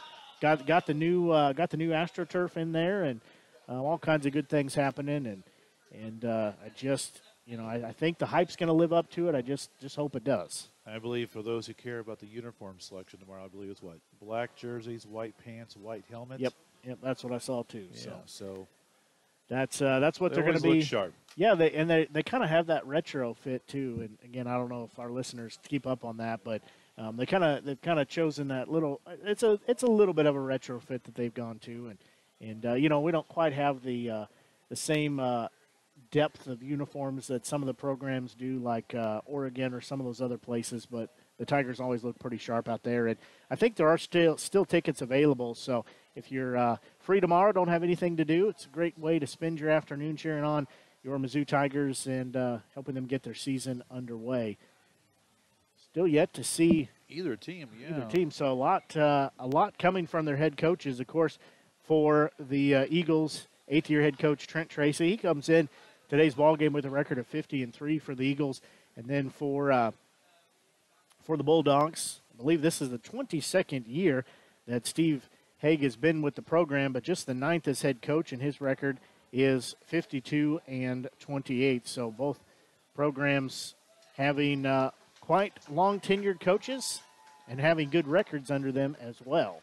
Yeah, the last 3 years, Mexico has been exactly a 500 team. With always, they always have at least one game that's a touchdown or less. So they're in most games, so Eagles do have a 3-game winning streak against them. We last lost to them in the playoffs back in 17, I believe. It was a 33-31 tight game that was going back and forth. Very exciting game, and that was the last time Mexico beat Southern Boone. Yeah, when we look at those, you're right. They've been riding a 3-game. They have this is their 5th matchup of riding a 3-game series winning streak. They lead the series 3-1.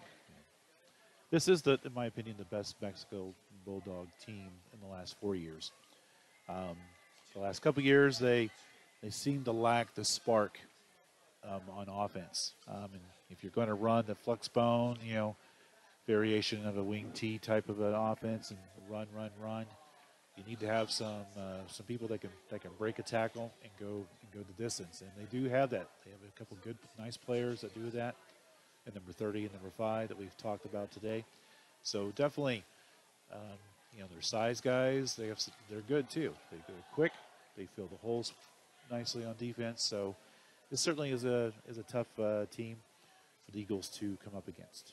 Well, they've looked very good so far. Of course, we've got to play the remaining 2 quarters, but they have done well, especially after giving up 50 points last week, coming back here and only giving up 6 in the first half of action. That is just dynamite football, to say the least. And we still got a lot of football left, but still very impressed with what I've seen. And, this defense has been coming up big for the Eagles, and they're going to be called upon again as they will be out there after the kickoff.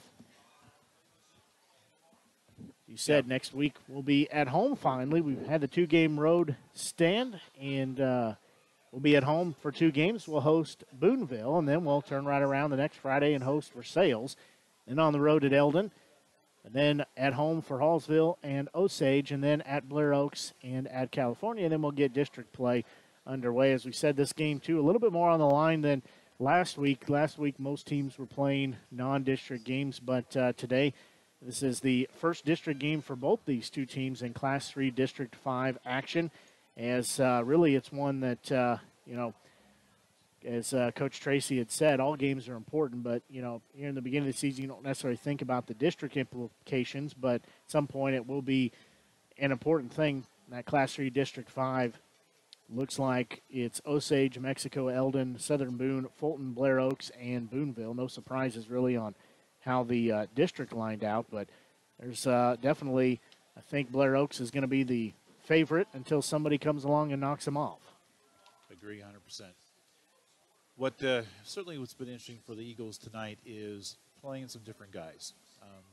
Offensive line, we have a new center this week. Hiljic is the center. Jonas Sapp moved over to left guard. So those guys basically switched. And see how that goes. There have been a couple snaps that have been a little on the low side. That Hayden's done a good job of getting them off the ground. So we haven't had any turnovers or fumbles on that. So that's good. But along the line's done a pretty good job of picking up. Hopefully, we can keep the Mexico defense off enough to where they don't feel like they can blitz their linebackers when they choose. So if we can spread the ball around, go a little deep on occasion. We haven't had too many deep balls over the middle yet, so it'd be nice to see something there. Well, looks like we're just about ready to start the second half as Salter has it teed up. He will kick a side-winding kick, and it's going to take a bounce at the 30, and one of the Upman's going to have to fall on it. I think he thought it was going to go out of bounds, and it did not. Yes, fantastic kick. Basically pooched it to the left side, and the receiver did think it was going to go out of bounds, and would have been really good field position, obviously, but it did not. It kind of sat there like a good chip on the golf course, and great field position starting for defense for us at their 24. So, very well executed, Mr. Salter. Yeah, you know, it might not have been the most pretty kick, but it was effective nonetheless. So the Bulldogs will be at their own 24-yard line. Up under center is Sims, and he'll eventually give it to one of his backs, and he's got very short yardage there on the first down play. Excellent job by the defensive line. 59 filled really, really well. Colin Lewis, Hiljic. Sorry, Tyler. Did a great job of getting there and filling and turning the back inside to the linebackers, and that's when the linebackers get all the glory, when the defensive line take on all the blockers for him. They do give him a better spot than where I thought he was. They'll say it'll bring up 2nd and 7, so 3-yard gain. Again, Sims up under center. They'll send wide in motion. Now he'll have short yardage as Sims. He keeps it himself. He'll be near the 30, just across the 30. Another great play by Hiljic there. He had the quarterback on that. Not a very good dive fake on Mexico in that part, so Tyler was able to pick up the quarterback quickly, and quarterback had nowhere to go. So I'll bring up a 3rd and 3 here. They've got to get just shy of the 35-yard line. They'll pitch it off to their back in Shivers, and he's going to be across the 35 and have the first down. He made a man miss and boosted forward. He made me miss, too. I was following in the fake up the middle. So great execution by the Bulldogs there. Misdirection. Great job by the running back of making sure he was falling forward for positive yardage. So they move the chains. It's the unofficially 5th first down for them, 7 for the Eagles. White will have it on the pitch outside, and he's going to be hemmed in and thrown for a loss. Nowhere for him to go for it. He didn't even have a chance to look at making the corner before he's cut down. Nathan West leading the charge there for the Eagles. Yes, we well covered that time with the defense. Defensive line did a good job of taking the blockers up. That allowed Nathan opportunity to come in and fill, and he did a fabulous job of wrapping up. That's something we talked about earlier tonight. They need to do a good job of wrapping up. These tacklers, these running backs do like to run after the first contact. So it'll be 2nd and long. 10 minutes rolling on the clock. White's going to get a pass near midfield, and threw it on the strike did Sims. And he's got the first down. That was a beautiful pass by the young Mexico quarterback. He threw a nice strike to number 5, who at 6'3". Is a nice-sized target. Good hands caught it. And just enough for the first down. So it'll move the chains again. Back-to-back first down plays. Ball will be at the 49-yard line of the Bulldogs. Sims will get it. Give it to the first man through. He's going to have not much room to go with a new ball carrier. That is Andrew Rung. Sam Hampton just manned the offensive line on the right side that time. He got in there, caused some disruption, and then turned around and made the tackle. Fantastic job. Seeing some more substitution on defensive line right now than we didn't see in the first half, so it'll be nice to see if we can keep our D-line fresh. And that might be the key to the game. 2nd and 10 here again. Sims. Ball's on the ground, and the Eagles are going to get it off to the races at the 20, the 15. He's going to be cut down just shy. As the Eagles come up with it and quickly scamper the other way. Fantastic play by the line gun. Their quick penetration, disruption, caused the errant pitch fumble. And Tyler Hilgendick did a fantastic job of scooping it up and then running as fast as he could. Great job at defensive line. I think keeping the guys fresh there was a nice call by Coach Tracy, Coach Cummings. Coach Cummings, of course, is defensive line coach this year. Good job, Coach. So it is going to be 1st and goal. Ball inside the 10 at the 7-yard line. Stillman will pitch it off to Bowles. He's trying to work the far side. He bowls over somebody, gets down near the 5, but not into the end zone. Fantastic field by their linebacker. Filled up, wrapped up, tackle, took him to the ground. Thought we had a big enough gap there for a second. Ought to bring up a 2nd and goal. Again, ball spotted, looks like just outside the 5. Clock rolling, 8.5 minutes to go here in this 3rd quarter. Stillman will be in shotgun. He'll have twin receivers on either side. They are on the far hash mark. He'll send one in motion. He'll keep it himself, taking it up the middle. He's going to have maybe a yard there. Great play by the defensive line. They just stood strong, still tall. We couldn't get him moved. Linebackers filled. This is definitely, where he had problems in the first half. Inside the 10-yard line, short field. Their front 8 are really good, really stout, good tacklers. So we might have to be a little creative on this series. That's going to bring up a 3rd and goal. Stillman has trips on the far side, one on the near side. He'll give the handoff straight up the middle. And not much there for the back. That was Taylor. Another great job by their defensive line on the right-hand side. Definitely their nose and their left tackle are on our right side. Coach's son, excellent play. Appears like they are going to go for it here. As they had field goal trouble earlier in the game, so twin receivers again on either side. Actually trips here on the near side, one on the far side. Stillman rolling near side, looking at the end zone. He's going to throw it up for grabs. It's going to be knocked out and incomplete, and goal line stand for the Bulldog defense. That was a tough pass. Hayden was rolling to the right, and he stopped and threw back to the left a little bit, just to the middle of the field, but still, it's tough to roll right and throw left. And we had a brief opening there. They did not rush many that time, so they had it well defensed.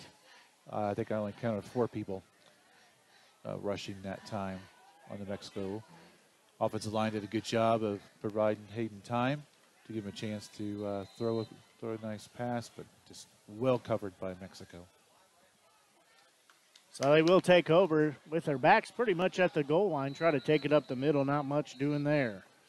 Yeah, Mexico on that play, they ran with a quick snap count again. We weren't 100% set in place.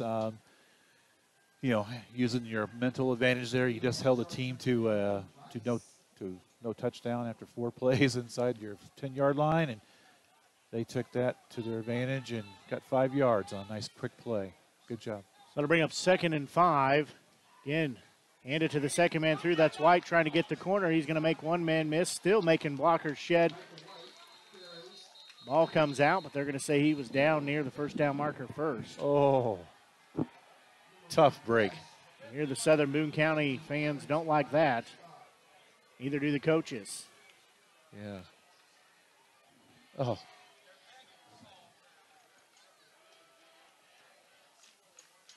See where they put that ball another at. quick play by the Mexico offense there. They lined up and ran it quick. Mr. White had a nice spot, and as we said before, he broke the first tackle.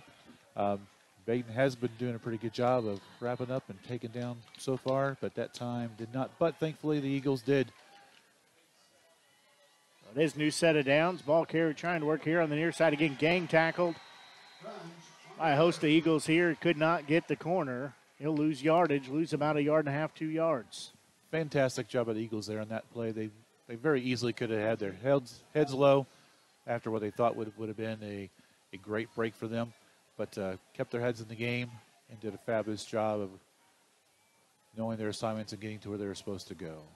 Clock nearing 5.5 to go here in this third quarter. Still a 6-0 ball game in favor of the Bulldogs.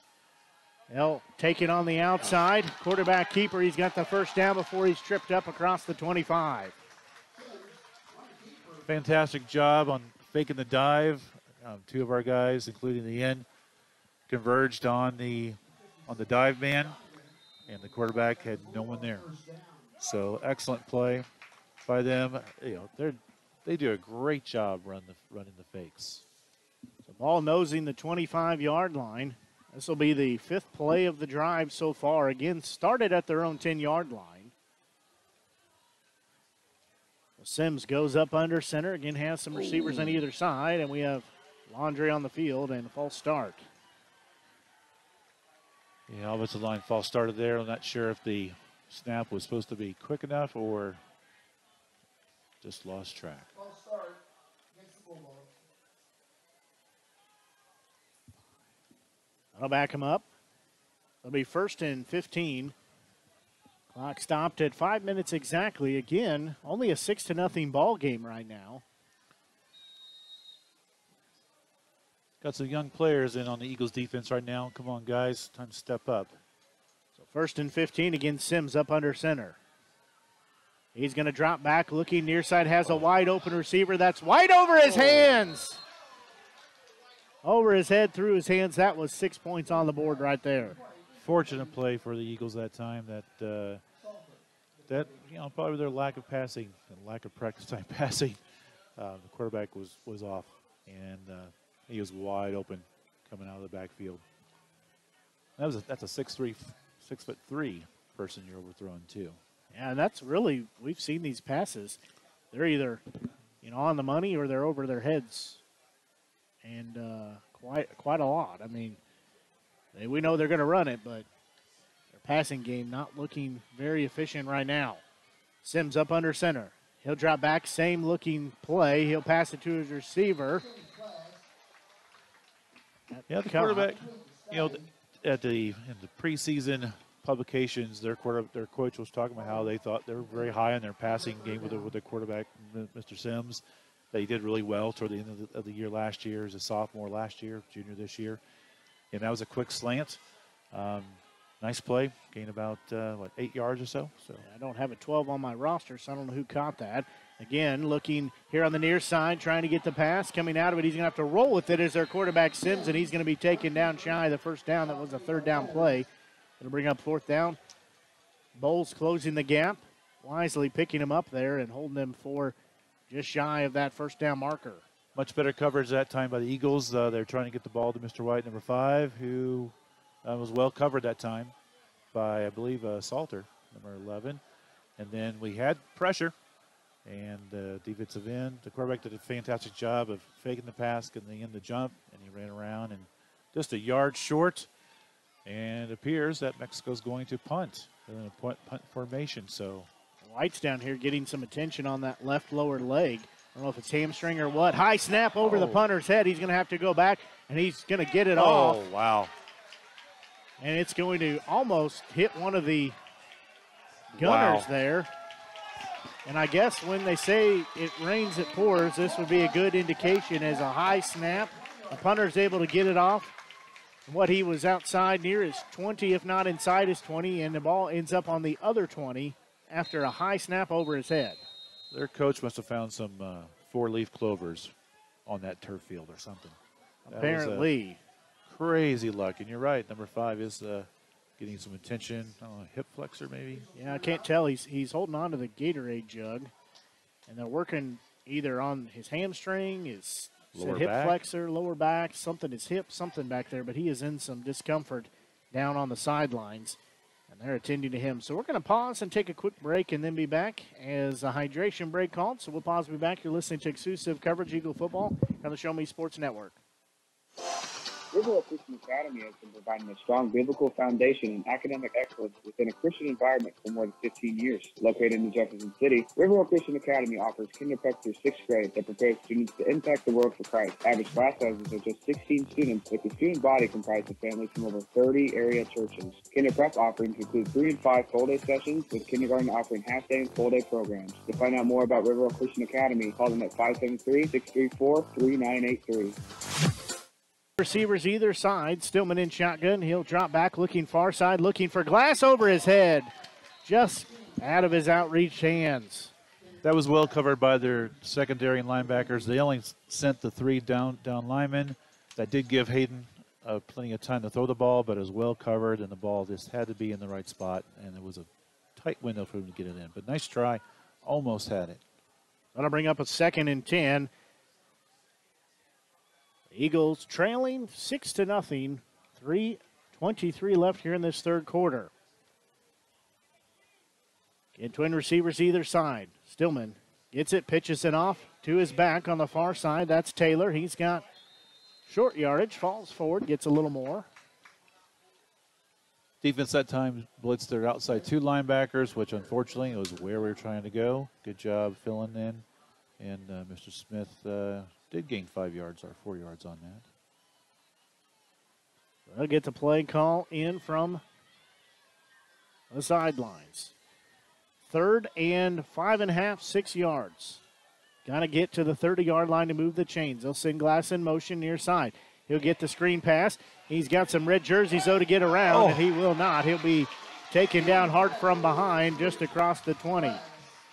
Fantastic defense that time. They did send 2. We had a great call, the quick pass to the outside to Baden, but they covered it very, very well. And number 63, just like we saw on some of the highlight tapes, does a fantastic job of going all the way out to the sideline to make that play. Great job by number 63. So Stillman will have 4 receivers, near side, 1 far side. He'll pooch kick it and just shanked it over out of bounds.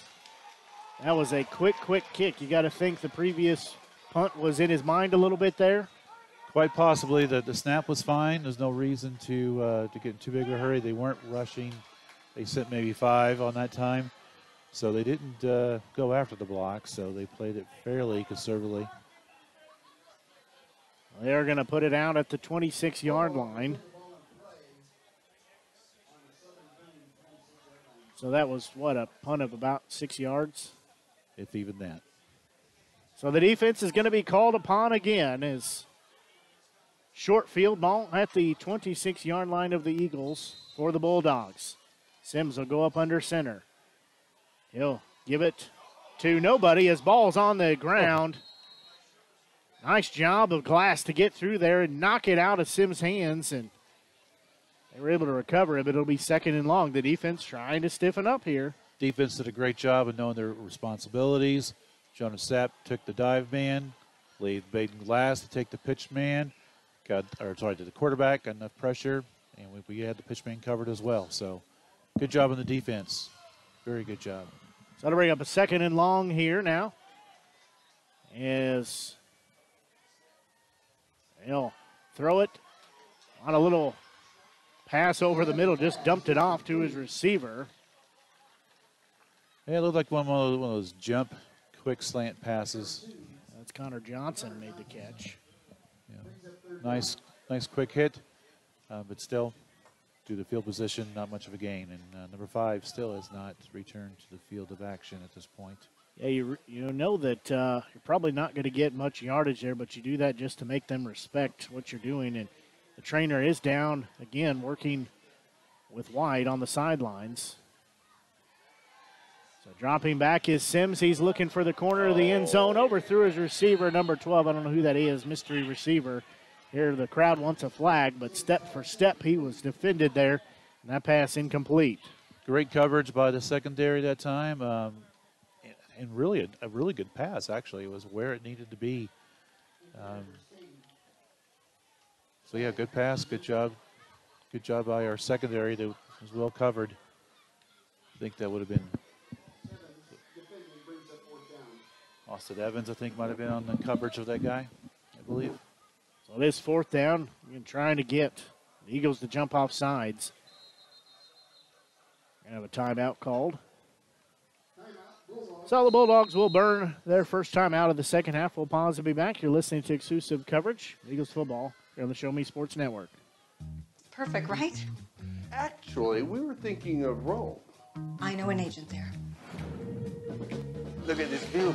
This place is unbelievable. It's beautiful. We've been looking at Jamaica. I know an agent there. Welcome to Jamaica. We love it. But we're thinking about Tokyo. I know a guy. You know an agent too. That's Kathy Rush at RE/MAX Jefferson City. Call her today at 573-761-3405. On the clock for this third quarter. Kind of watching during this break, watching him attend to White, and it's possible maybe he's got a couple of different things going on. He's got the left leg up on the bench, and he's being supported by a teammate, but they're putting gauze on the right elbow, right forearm area.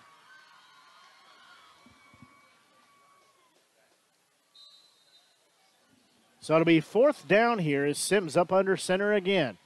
He's going to drop back, has some pressure. He's going to be taken down in the backfield as a quarterback sack at the 35-yard line and a turnover on downs.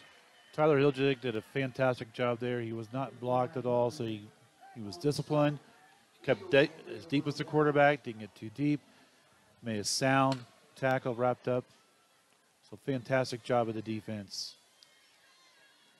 As I said, the defense was called upon, and they answered there and got the ball back for their offense. Now the offense just has to find a way to get across the goal line and put up some points. They trail 6-0 here in the waning moments of this third quarter.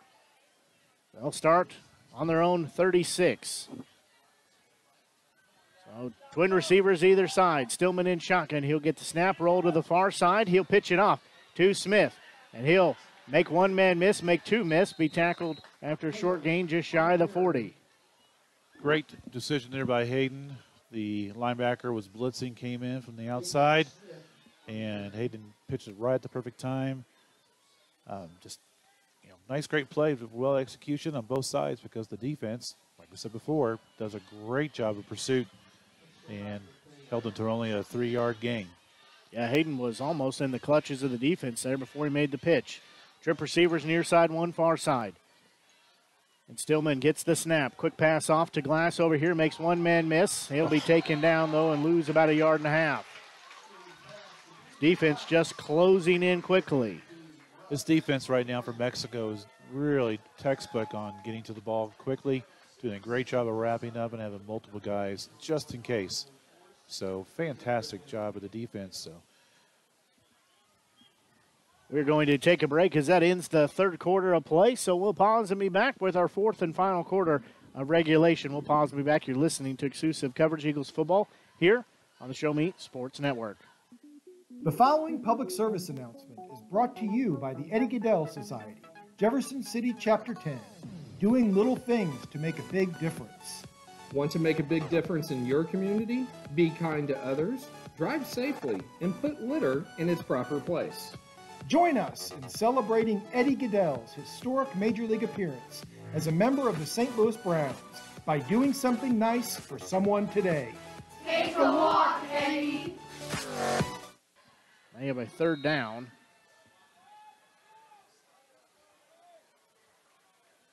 So it'll be 3rd and 7. Stillman looks over here on the near side, gets it to McKee off his hands, though, and it's going to fall incomplete. That ball was a little on the high side and also seemed like it took a little bit longer to get there than what it should have. So I think that extra split second made McKee have to think twice. He'd have to jump pretty good to get it. They're still down working on White, and I do think our initial indication was correct. They were working on that lower left leg or left hip area. They bandaged up his right elbow and forearm as well. So I think he's got a couple of different things going on. I don't expect to see him my own speculation. I don't expect to see him tonight anymore. So Stillman will pooch punt it. Good punt there. As he got a good foot under that, and it's going to bounce. Though first bounce goes out of bounds, so it is inside the 20, but that was his best kick of the night, though, and that was a good timing for that. Oh, I think we got a pretty favorable spot there. But nice job. Nice job, Hayden. It's pretty tough. It's like you and I on the golf course, right, shaking a few putts, and yep, it gets in your mind, and you can't shake it. That was a good job, Hayden. Good job. You know, now that I see White down here, I don't think he's woozy, so I don't think it's concussion protocol. He's just struggling with that left side. Something's going on with him. Yeah, he was limp. He's been limping a little bit throughout the game, I've seen. So I definitely think it's not concussion or anything.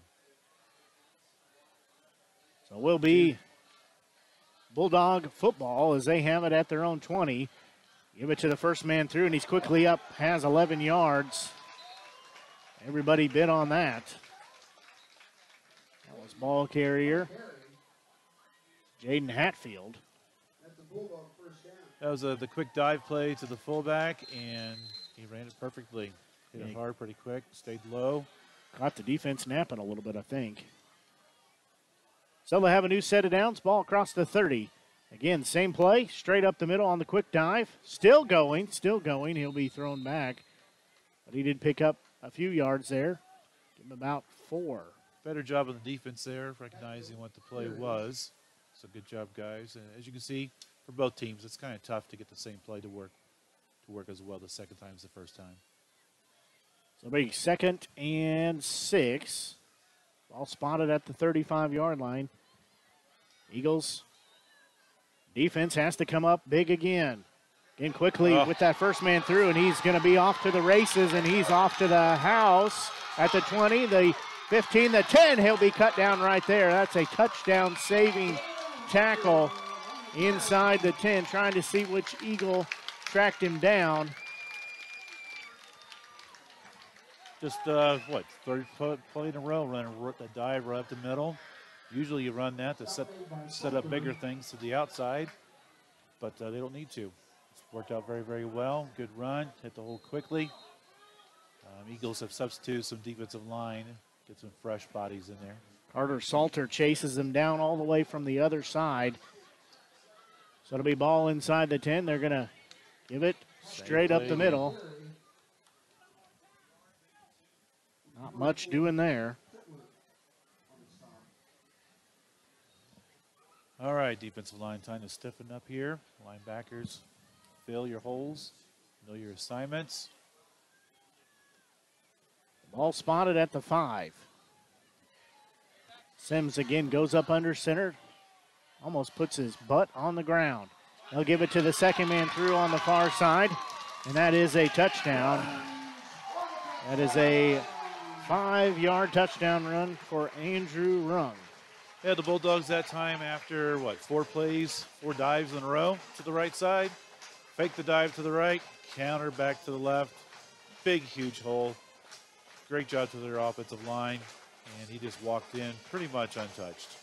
Yeah, that they got fooled there for sure. Rung picks up a 5-yard touchdown run. Comes with 10:09 left here in the ball game. Some confusion on the Bulldogs here. Can they get everyone set in time? Now they run on. Somebody then say, nope, go off. So Rung will try.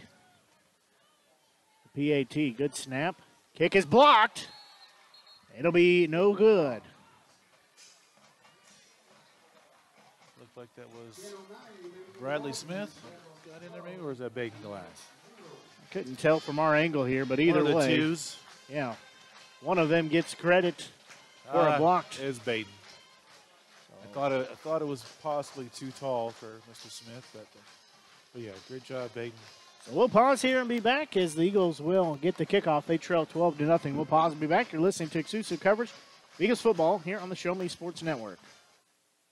Haven't seen an Avon brochure in quite some time and running out of some of your favorite makeup, fragrances, or skincare products? No need to worry. Avon representative Michelle Carty has got you covered. Michelle can consult with you on the newest line of products, as well as get those that have become your must-haves. You now have the opportunity to shop online 24/7 from the comfort of your own home and have your order shipped directly to your front door. To see how Michelle can help you out, find her on Facebook by searching Avon Carty. Live beautifully with Avon. 20-yard line by Morris. He's working the far side, has a hole. He's at the 30, 35, 40, still on his feet. He hurdles out of bounds near the 45-yard line. That was a great play by the up man on that play. He thought about taking the ball, but knew if he let the ball go behind him, he turns into another blocker.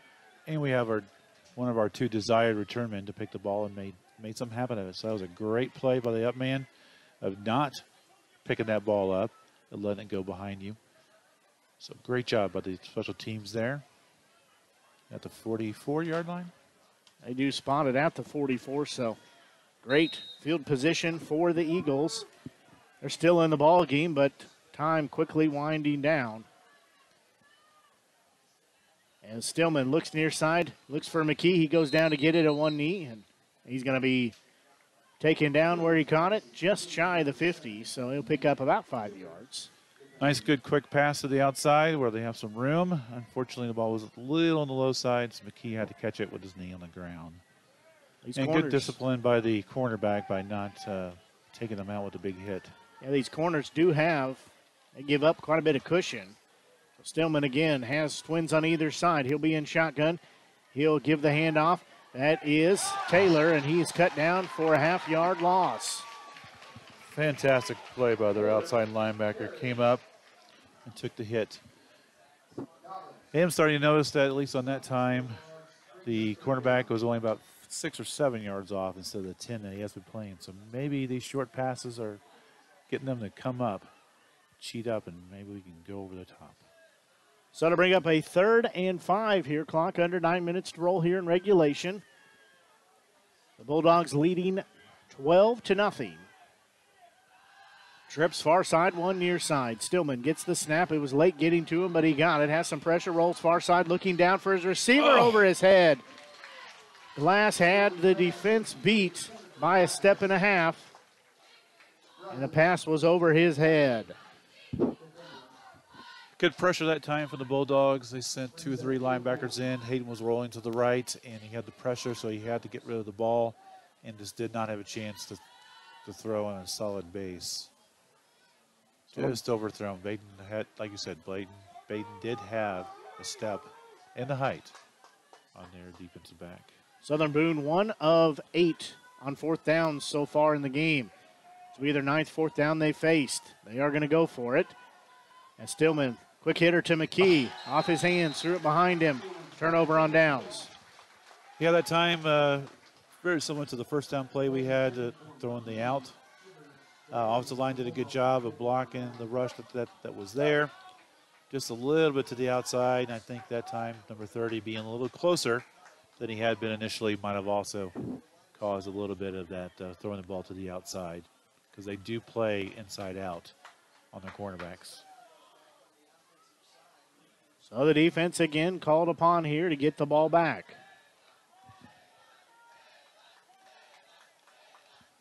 What the official's pointing to down there with one of the players. I think they need a ball. I think they're looking for one. They need a ball. Ball boy, where are you? Or girl?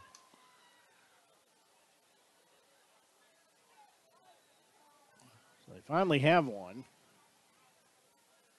They will spot it. Okay, Eagles 49. defense. Most of the time this evening you have responded very, very well and hold them. Time to do it again. So it'll be 1st and 10 for the Bulldogs. They'll give it straight up the middle quickly with a 7-8 yard gain. Ball carrier is Hatfield. Smash mouth football we're seeing right here. We're seeing the flex bone run. Its core plays. Halfback dive, halfback dive, halfback dive, halfback dive, counter, halfback dive. I wonder what the next play is going to be. Leaves you one to think about. Eventually, though, they get you set up where you start just assuming what it is, and then next thing you know, you just got burned for a touchdown. They do the counter there. Working on the far side is the ball carrier. He'll have the first down and then more. That is rung. Yep, that's the same play they scored the touchdown on. And number 9 for the Bulldogs, wide receiver / tight end, did a fantastic job blocking there. Ball spotted at the 34-yard line. The Eagles make some substitutions here. And clock rolling, 7:44 left here in regulation.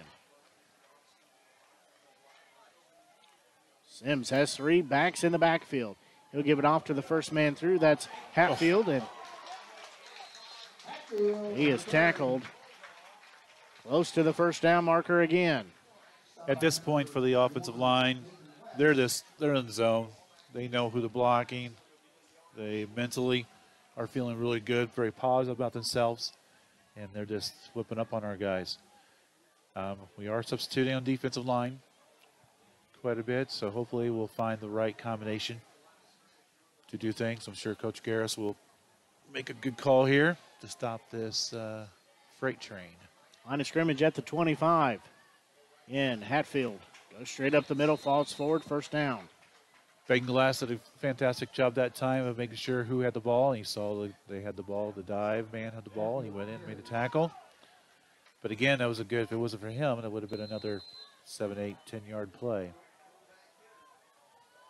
So that'll be a new set of downs. Clock continuing to run, 6:44 left here in the ball game. Bulldogs leading 12-0. All right, we got some young guys, sophomores in on the interior line. Come on, guys, you're fresh. Fire off the ball, cause some havoc. Sims up under center, gives it on the delayed cross. He'll pick up, 4 or 5 yards? Blow the whistle. That's Shivers. The counter has worked pretty well so far tonight. They did the counter again after all those dives. It's pretty methodic when the run offense is working well for the flex bone.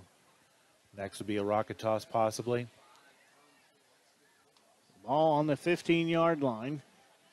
Kind of thinking the same thing. We've seen an awful lot of runs to the middle. It's about time they try to take it outside. Sims again up under center. He's going to keep it himself. He's around the corner. He is going to be into the end zone for a 15-yard touchdown run. That's a play there where our defensive end, who previously made a good tackle on the dive man, took the dive man. And we had nobody there for the quarterback. Quarterback went in pretty much untouched. Fantastic job again of this run offense. Staying at it, there's running the plays as they know it, not being too fancy. Offensive line doing a good job blocking. Looks like they're lined up for an extra point here. Haven't had a very good night of extra points, so place kicking tonight. So we'll see what happens here. So Rung on to try the PAT. Looks like he might have got the right magic, and he made that one. So 5:44 left here in regulation. It's a 19-0 ball game. That was a very impressive drive by the Bulldogs. If you recall, we got a good punt there and had it down to their 25, I believe, is where they started the series, and they just ran it right down the field. Dive, dive, counter, dive, option, dive. Fantastic. Didn't even try to put the ball in the air that time. And we probably won't see another pass play from the Mexico Bulldogs. Their coach was quoted in a preseason paper that I read that only 3 things can happen on a pass play, and 2 of them were bad. He's not wrong about that. Yeah. So that scoring drive was a 6-play, 49-yard drive. Like I said, a 19-0 ball game in favor of the Bulldogs. Clock stopped at 5:44 left here in regulation. I think right now we're just seeing some of those effects of the defense being called upon one too many times and spending a lot of the game out there. I think they're just a little winded and a little tired. Right. We've seen them subbing some, but we are seeing a good number of subs being played. A lot of young guys getting in there, getting some quality, meaningful time. So at some point that will pay off. Coach Tracy's always done a really good job of that in the past, of getting players in, meaningful playing time when they're young. Certainly happened with my son a couple years ago. Morris and Smith will both be back to receive this kick. Unger tees it up. It's going to come to the near side. Smith, that's Morris with it. Does a nice move again, still on his feet at the 30. They get a couple more yards before he's wrapped up. It's a pretty good play all around that time. The kick was a nice spot. Our guy wasn't able to catch it on the run, so he had to stop and catch it. Good fill in the lanes. Good job making the return guy turn the direction, and good fill on the play, but good job by the Eagles.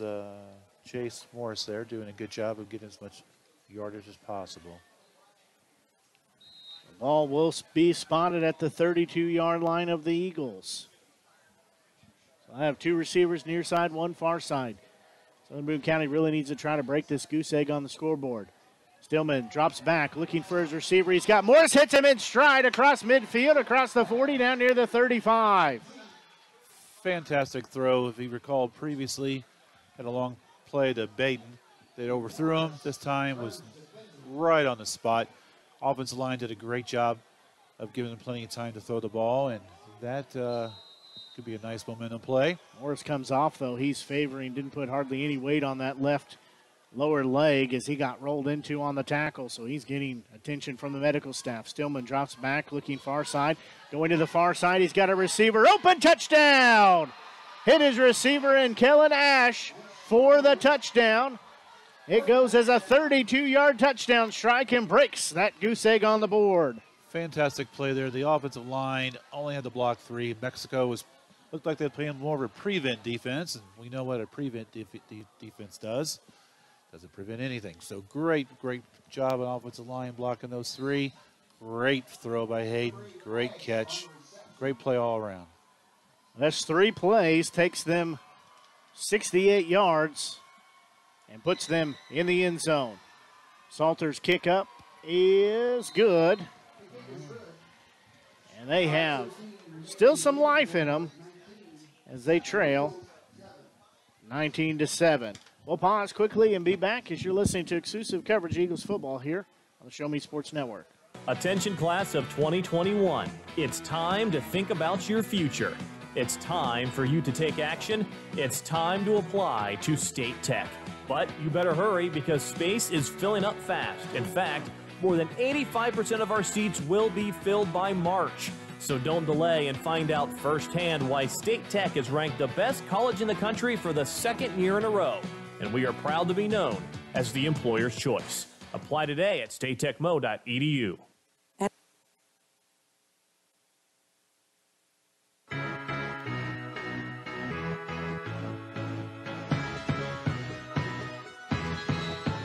.5:13 left here in regulation, and the Eagles have found the end zone. They still trail 19-7, but most importantly, they got on the scoreboard.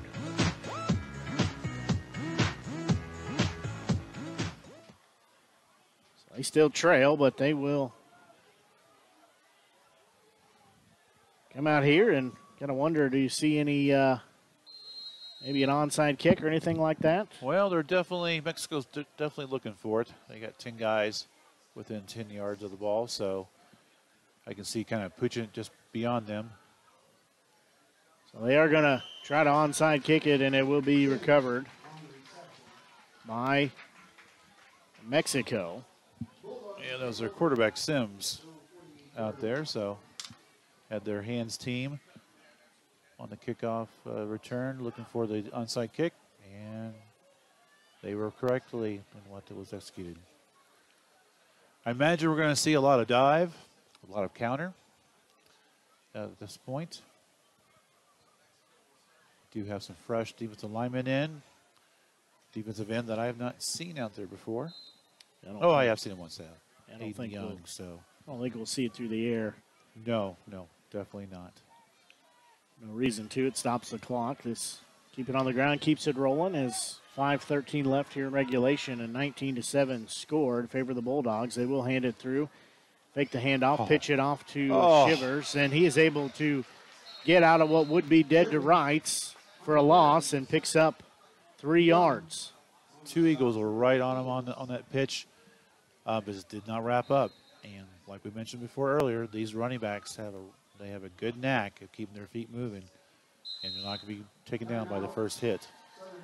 So negative play turned into a positive play. Southern Boone County takes the timeout, so we're going to pause and be back. You're listening to exclusive coverage of Eagles football here on the Show Me Sports Network. There are things in life you should always do. Always say please and thank you. Always get a good night's rest, and always take care of your teeth. After all, you're only given one set of permanent teeth to last you a lifetime. Southwest Dental Care is always the place to go for the highest quality dental care. They offer comprehensive general and cosmetic dentistry services for all patients of all ages. Their experienced and compassionate team is there to help you achieve lifelong oral health and a stunning smile. To find out more about Southwest Dental Care, call them at 573-634-4909 or visit southwestdentalcarejc.com. To get the best smile in town, you must dash to South. The timeout there with 4:53 left to go in regulation.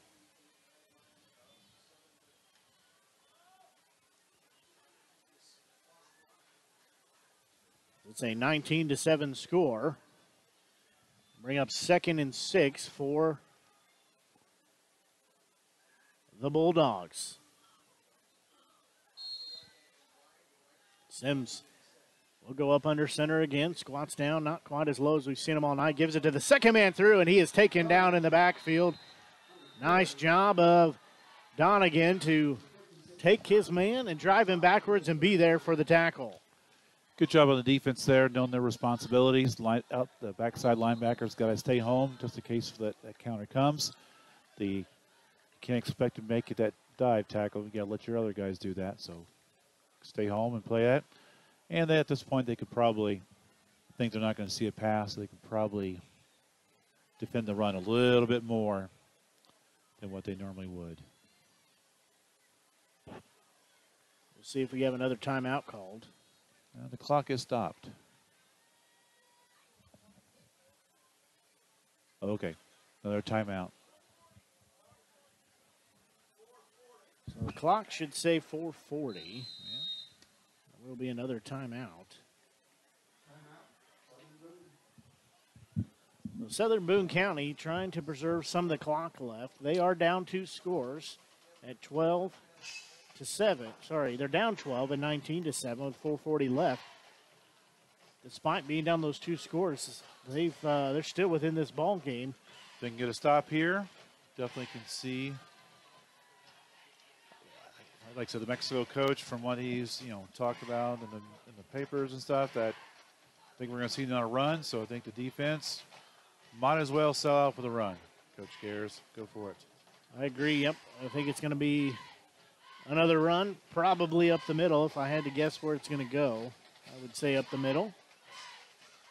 Everybody's got to stay home. They've got to do their job.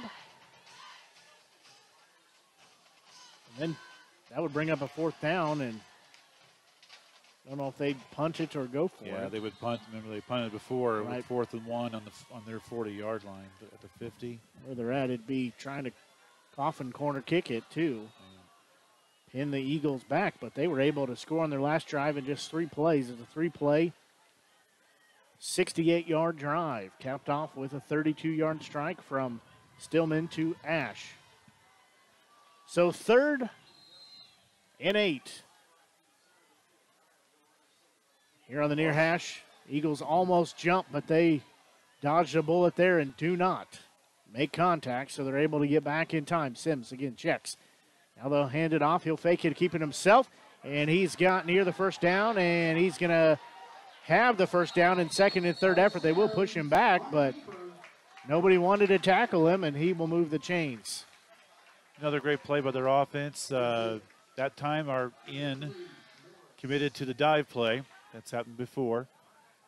That's okay. He's a young guy. He'll learn. And that freed up the quarterback. Nobody there. And just took it upfield.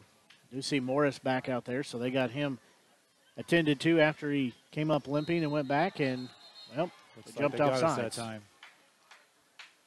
So that'll be encroachment. So it'll move 1st and 10. Will now be a 1st and 5. It's the third or fourth time they've put one of the wings in motion, and he goes in motion hard, like the play is being snapped, and that's gotten us a couple times. They're having a lengthy discussion here. These are kind of these things that head coach Trent Tracy talked about in our pregame, is that just when things go right. Oh, it's against the Bulldogs. False start. Well, they're going to see a false start. I think they might have had two people moving at the same time, actually, if I were thinking about that. Of course, you can't do that in here. You can do it in the Canadian Football League. So what was a 1st and 10 that we thought would be a 1st and 5, it's now 1st and 15. 4:12 left on the clock. It begins to roll. Straight up the middle, quarterback keeper. Well, he's got the first down or thereabouts. He'll be just shy. A quick snap. We've seen multiple times this evening where Mexico has gone on a quick count on the snap, and that many times will get the defense off and just went quickly. Quarterback sneak right up the middle. That was a play I was kind of thought they might have done in the first half that they did not. But they're playing a little nervous, I think, at the time. But great play call by their coach. Just got 2 more yards to get on 2nd down. Mexico obviously studied their game film and saw some things they thought they could take advantage of, and one of those was the quick counts.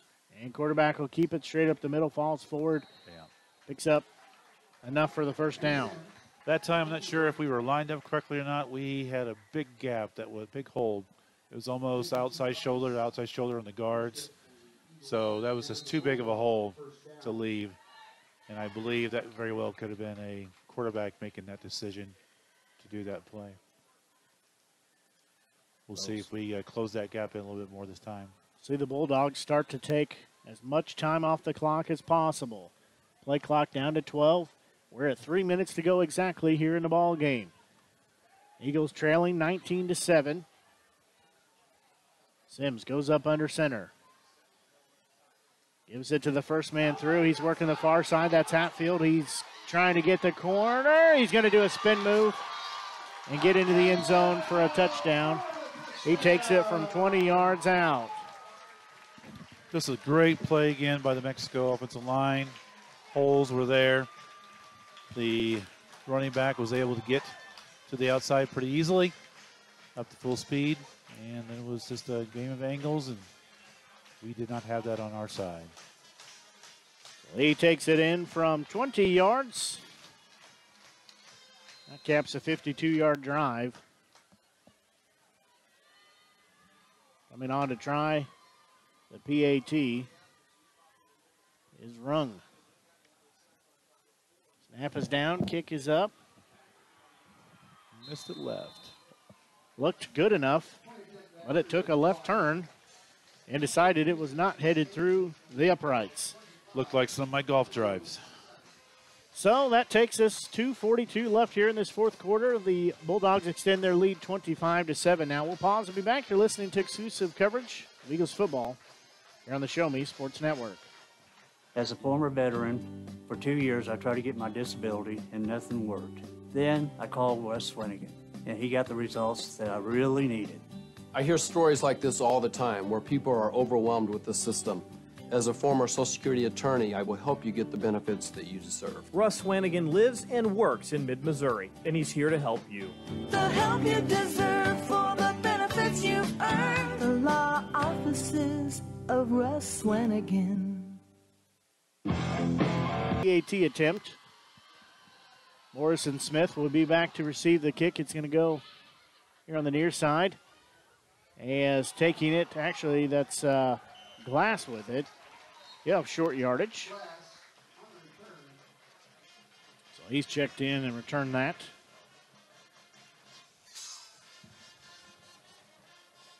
Actually, that was Bradley Smith. Did a good job. The ball did hit the ground, and that always makes it a little tough when that non-circular ball hits the ground. You never know which way it's going to go. He did a good job picking up. Good job making the first player missed.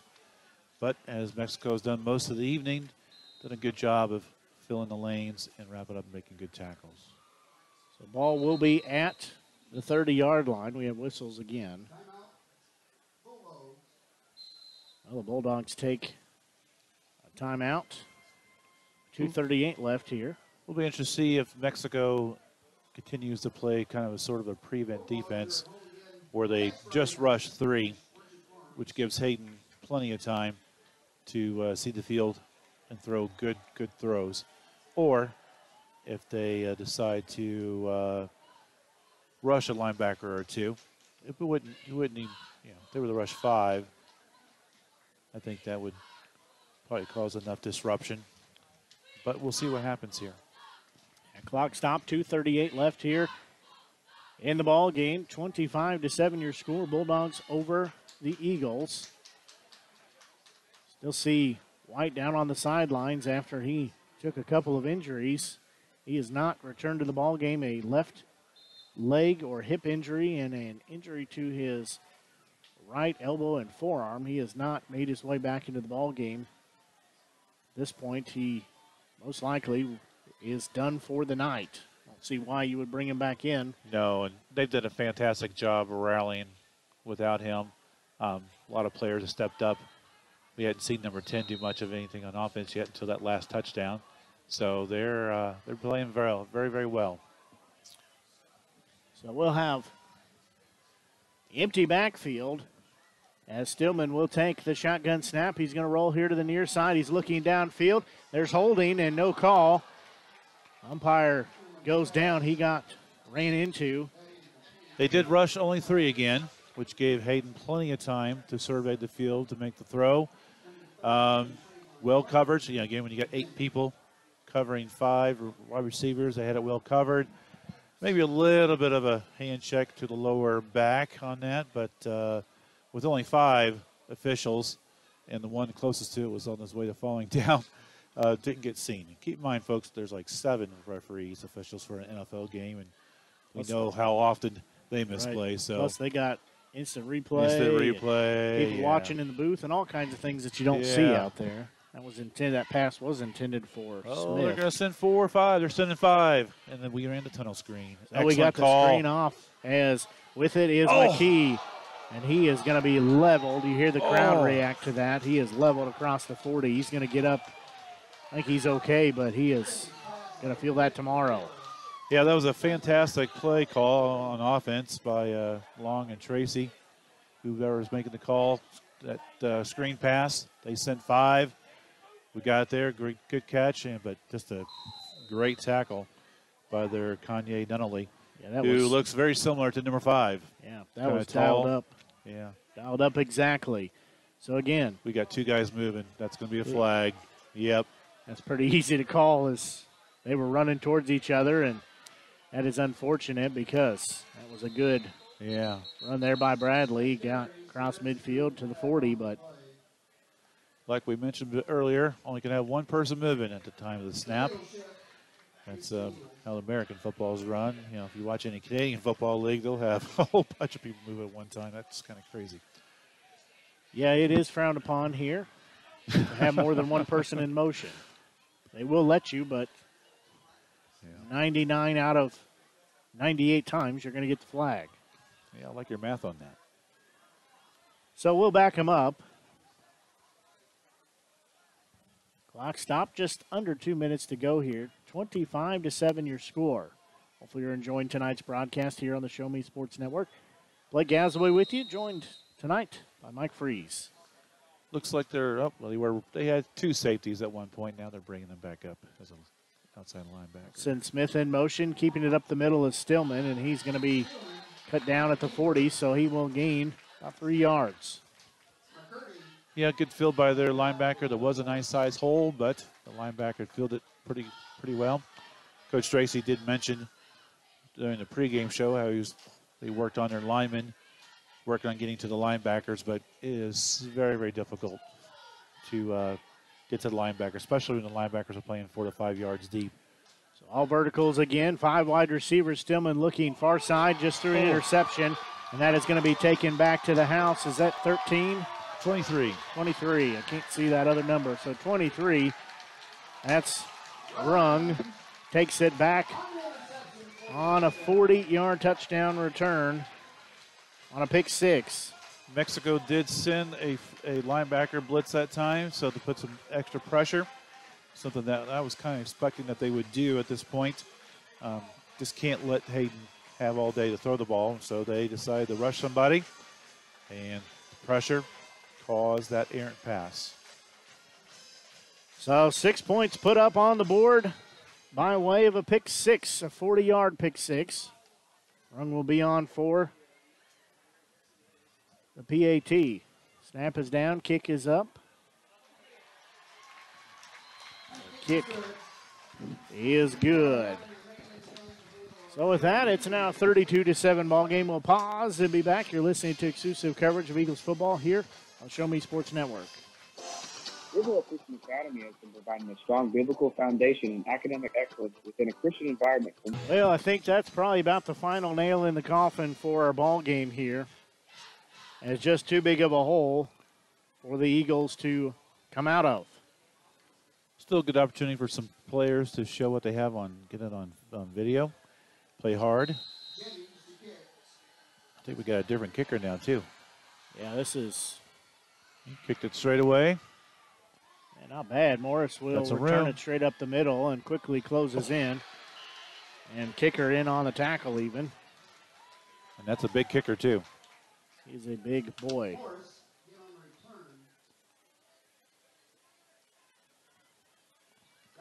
Okay, Eagles, let's take a couple more plays. Let's work on some things we can work on. Offensive line, we got some new offensive linemen in there, looks like. 78's in. I don't think I've seen him today. So who is that? Oh, no, Aiden's been in the whole time. Sorry, Aiden. Get my numbers crossed. Will be ball spotted on the 39-yard line of the Eagles. So they trail 32-7, 103 left on the clock. Stillman will get the shotgun snap. He'll give it off. Taylor quickly up the middle. He's got the first down across midfield down near the 45 and falls forward. So he's got about 15 yards. Hurry up offense for That's a good play call. They were Eagles. definitely looking for the pass. Ran it straight up the middle. They blitzed the linebacker, but he blitzed to the wrong hole. Good gain. Clock stops. Now it's running again. Stillman again, and shotgun has twin receivers either side. Taylor behind him. He'll get the snap. He's looking far side, now looking near side. He'll try to hit Taylor, and he is ridden hard down to the turf, but could not get the ball. Put 2 hands on it. Nice job of Hatfield to give the pressure. That was a 3-man rush again, like they've been running most of the last couple series. And it was more of a wheel route to the running back out of the backfield where he runs to the flat on the left side and turns to that field. And well covered, but again, they have 8 people back defending the pass, only rushing 3 people, so it's going to be very difficult to complete some passes. Twin receivers either way again. They'll send one in motion. That's Glass. Stillman will get the shotgun snap. He passes it off, dumps it off to Glass, and ball pops out and scrum for it, and I believe the Bulldogs are going to come down with it. Again, they only rushed 3. 8 people back in defense, so it's kind of hard to find much openings. We tried to get to Baden on the right flat. Good throw, good catch. Turn it upfield. And again, just a good tackling team. Good tackling team. I don't know how many fumbles we've had tonight. But so 2 fumbles, both of them lost.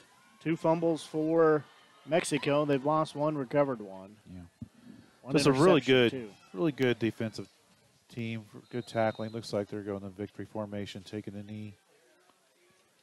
At this point, pretty much all said and done with 32 seconds left. They'll take a knee, and that will pretty much ride out the ball game. As clock will have to roll down here, sitting at 20 seconds. They don't have to snap the ball again.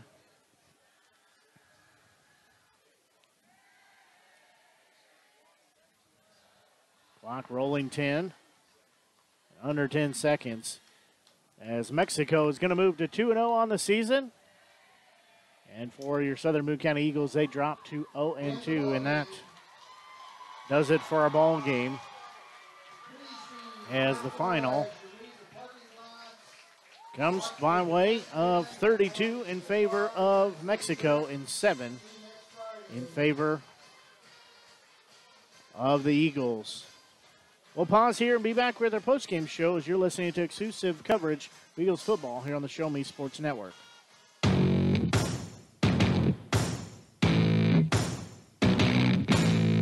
You've been listening to Southern Boone County Eagles football on the exclusive home for Eagles football, the Show Me Sports Network. Exclusive play-by-play coverage of Southern Boone County Eagles football has been brought to you by Avon with Michelle Carty, Centurion Cares, Eddie Gaydell Society, Han Custom Laser Engraving LLC, Last Sentinel Firearms, River Oak Christian Academy, Law Office of Russ Swanigan, Southwest Dental, and State Tech College of Missouri.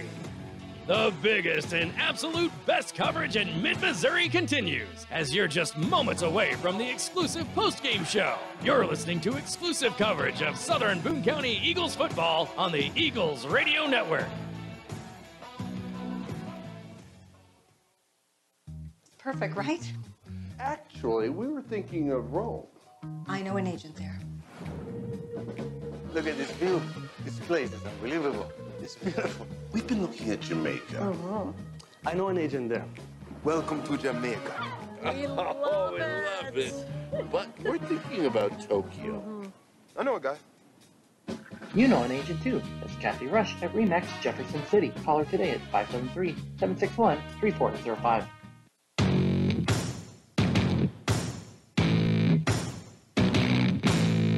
This is the Southern Boone County Eagles postgame show on the exclusive home for Eagles football, the Show Me Sports Network. Blake Gazaway and his crew will discuss their thoughts on tonight's game as well as look ahead to the next action for the Eagles. Exclusive postgame coverage of Southern Boone County Eagles football is brought to you by Avon with Michelle Carty, Centurion Cares, Eddie Gaydell Society, Han Custom Laser Engraving LLC, Last Sentinel Firearms, River Oak Christian Academy, Law Office of Russ Swanigan, Southwest Dental, and State Tech College of Missouri. You're listening to exclusive coverage of Southern Boone County Eagles football on the Eagles Radio Network. Now, here's the voice of the Show Me Sports Network and the Southern Boone County Eagles Radio Network, Blake Gazaway. Well, a tough night for the Eagles, as it kind of sound like a broken record, but another example of if you watch the game, you get a whole different feel from it than if you look at the final score, as the final score goes as a 32-7 final score in favor of the Bulldogs. But I got to say, that's not how the game went at all. It just got out of hand here late in the fourth quarter, but that was a great game they played so far, just kind of ran out of steam almost. Yeah, the start of the game where we had the first two series, we had really good field position down inside the 10, I believe, on the first one, and lost, I guess we had the field goal that missed. So just too early series where we just did not get any points. And that just left Mexico a little bit more in the game.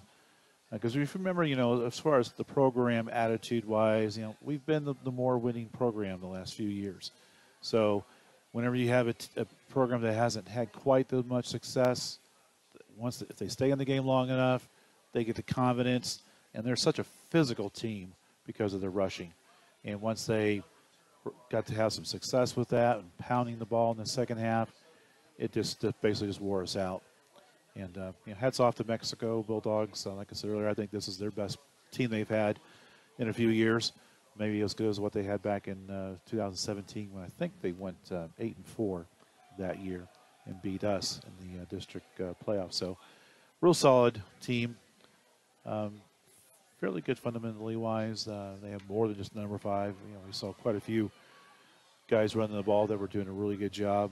Got some good size on the offensive line that are pretty decently quick. Now it's time for the Eagles to have another good week of practice. We did play a lot of young guys. We had a lot of freshmen out there, a lot of sophomores. You don't see a lot of freshmen and sophomores play too much at the 3A level, especially not freshmen. But Coach Tracy is not afraid of playing whoever we need whenever and getting them experience. So at least that's one positive takeaway. A lot of people got a lot of playing time for the first time, got their baptism into high school football. So, well, and I think something to keep in mind too is going into the fourth quarter, this was a 6-0 ball game, and then it just kind of got busted open here at the end. And you obviously, we know you have to play 4 quarters. I mean, every team has to play those 4 quarters, but you look at that, it was a well-executed ball game. The Eagles just couldn't find a way to get in the end zone. They were close several times and had a blocked field goal. They also had a field goal that was missed as well. Just could not find the end zone to put some points up to help their squad. And, the defense called upon several times was answered, but just kind of a case of you got down to that fourth quarter and there was almost just no gas left in the tank almost, it seemed. Yeah, the Eagles did show some good team effort, some team defense on a couple occasions to try to hold things in place, which they did in the first half and third quarter. Some fantastic individual plays that's going to help the confidence of a lot of these young players going forward. So there's certainly some positive. Now it's time to have another good week of practice and see what we have next week. It's always good to be at home. The food tastes a little bit different, even though it's served by the same great parents that serve every week, but still a little different being at home, a little different routine, playing on your own field, especially our grass field that not many people have left out there. Well, and the good thing, too, about this game is despite, running out of gas there kind of late in the game, they never gave up. They still were working hard, were staying with their blocks, staying where they need to. Like I said, just kind of ran out of some gas in the tank, but still a lot of positives to take away. Really impressed with, what we've seen. I mean, starting quarterback in Hayden Stillman, if he's got the time back there, that offensive line blocks for him, gives him time, he can make strikes down the field, and we saw that with the touchdown they had. It was a 32-yard strike to Ash in the end zone, but that was a 3-play.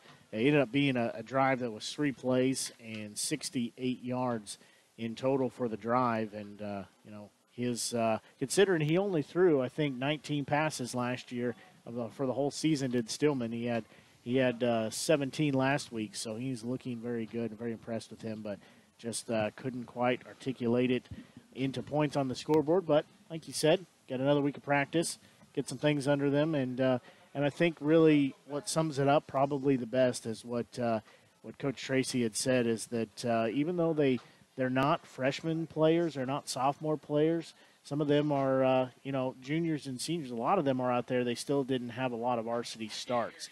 So even though they're an older player, from the standpoint of they're a junior or senior, they haven't started a lot. So just kind of got to get the get the bugs worked out of the system. But we'll be back at home next week as like you said, nothing is quite like being at home.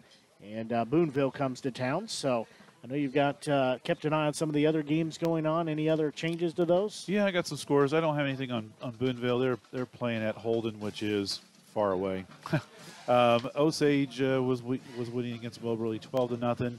California was leading Fulton 34-21. The Pintos, they got a good quarterback. They got a good team. We'll see how they will look this year. The last I checked, Eldon and Owensville was tied up at 34 apiece. Blair Oaks did finally get a score. They won 62-16 over Dobdoster. Let's see, Hallsville was beating Centralia 46-12 last I saw. And Warsaw was beating the Versailles Tigers 42-14 on that game. Not really any surprises there. No surprises. Elias did come back nicely and was up 41-6 after a tough game against Hannibal. Rockbridge is also winning 50-0 over Sedalia. And those are the scores I have so far. I haven't seen too many as normal, so I'm not quite sure why we're not seeing as many scores as normal. But anyway, getting back to some, these young guys, we do have a system program in place. Hayden's been playing quarterback since at least 3rd grade, 4th grade. And so he's had a lot of time out there, but you're right. It's different speed at the varsity level. We had a lot of freshmen and sophomores out there tonight. I don't recall seeing any freshmen out there for Mexico, and that does matter. So we got to get some people some playing time, and that way, hopefully, by the end of the season, they've improved. They're hitting their stride, and we won't even remember the beginning of the season, hopefully. Well, you're absolutely right on that. And, as we talked about, the players, they'll go home tonight. They'll get a good night's rest. Probably take some ibuprofen, some Advil, some aspirin, and, stay hydrated, get some rest, and get up tomorrow morning, start looking at game film, look at the game film from tonight, and then start scheming for next week's game as Booneville comes to town. That'll be a good matchup that should be a good contest to watch, a good contest to call. We'll have pregame starting about 6:30 with kickoff set for 7 o'clock. That'll be on your exclusive home for Eagles football, the Show Me Sports Network. I don't see Coach Tracy headed up here, so that's A-okay. He has a lot. I know he's got a lot that he's doing, so I think that's pretty much going to wrap up our post-game show tonight. Any final thoughts before you get out of here? No, it's been a blast. I had a fun time working with you this evening, so definitely look forward to working the next game. And so everyone, please come out and cheer out. Come out and cheer on your Eagles. We have some good food at our concession stand. I'm looking forward to a tailgate special myself. But anyway, please come out. Players always respond when they see a lot of fans in the stands.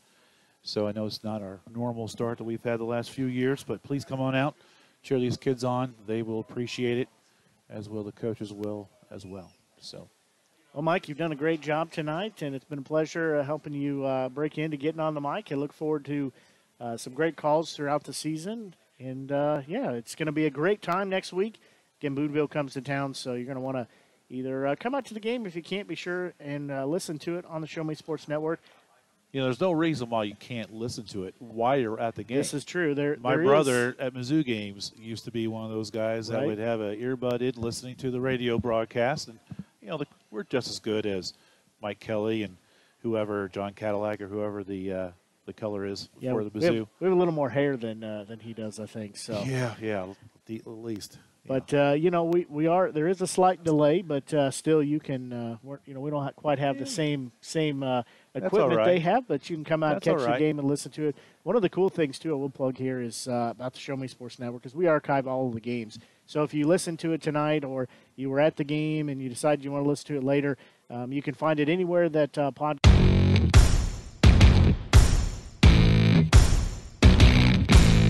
You've been listening to the best game coverage in mid-Missouri on the exclusive home for Southern Boone County Eagles football, the Show Me Sports Network, and the Eagles Radio Network. Blake Gasaway and the broadcast crew are the guys that know your Eagles the best. Exclusive coverage of Southern Boone County Eagles.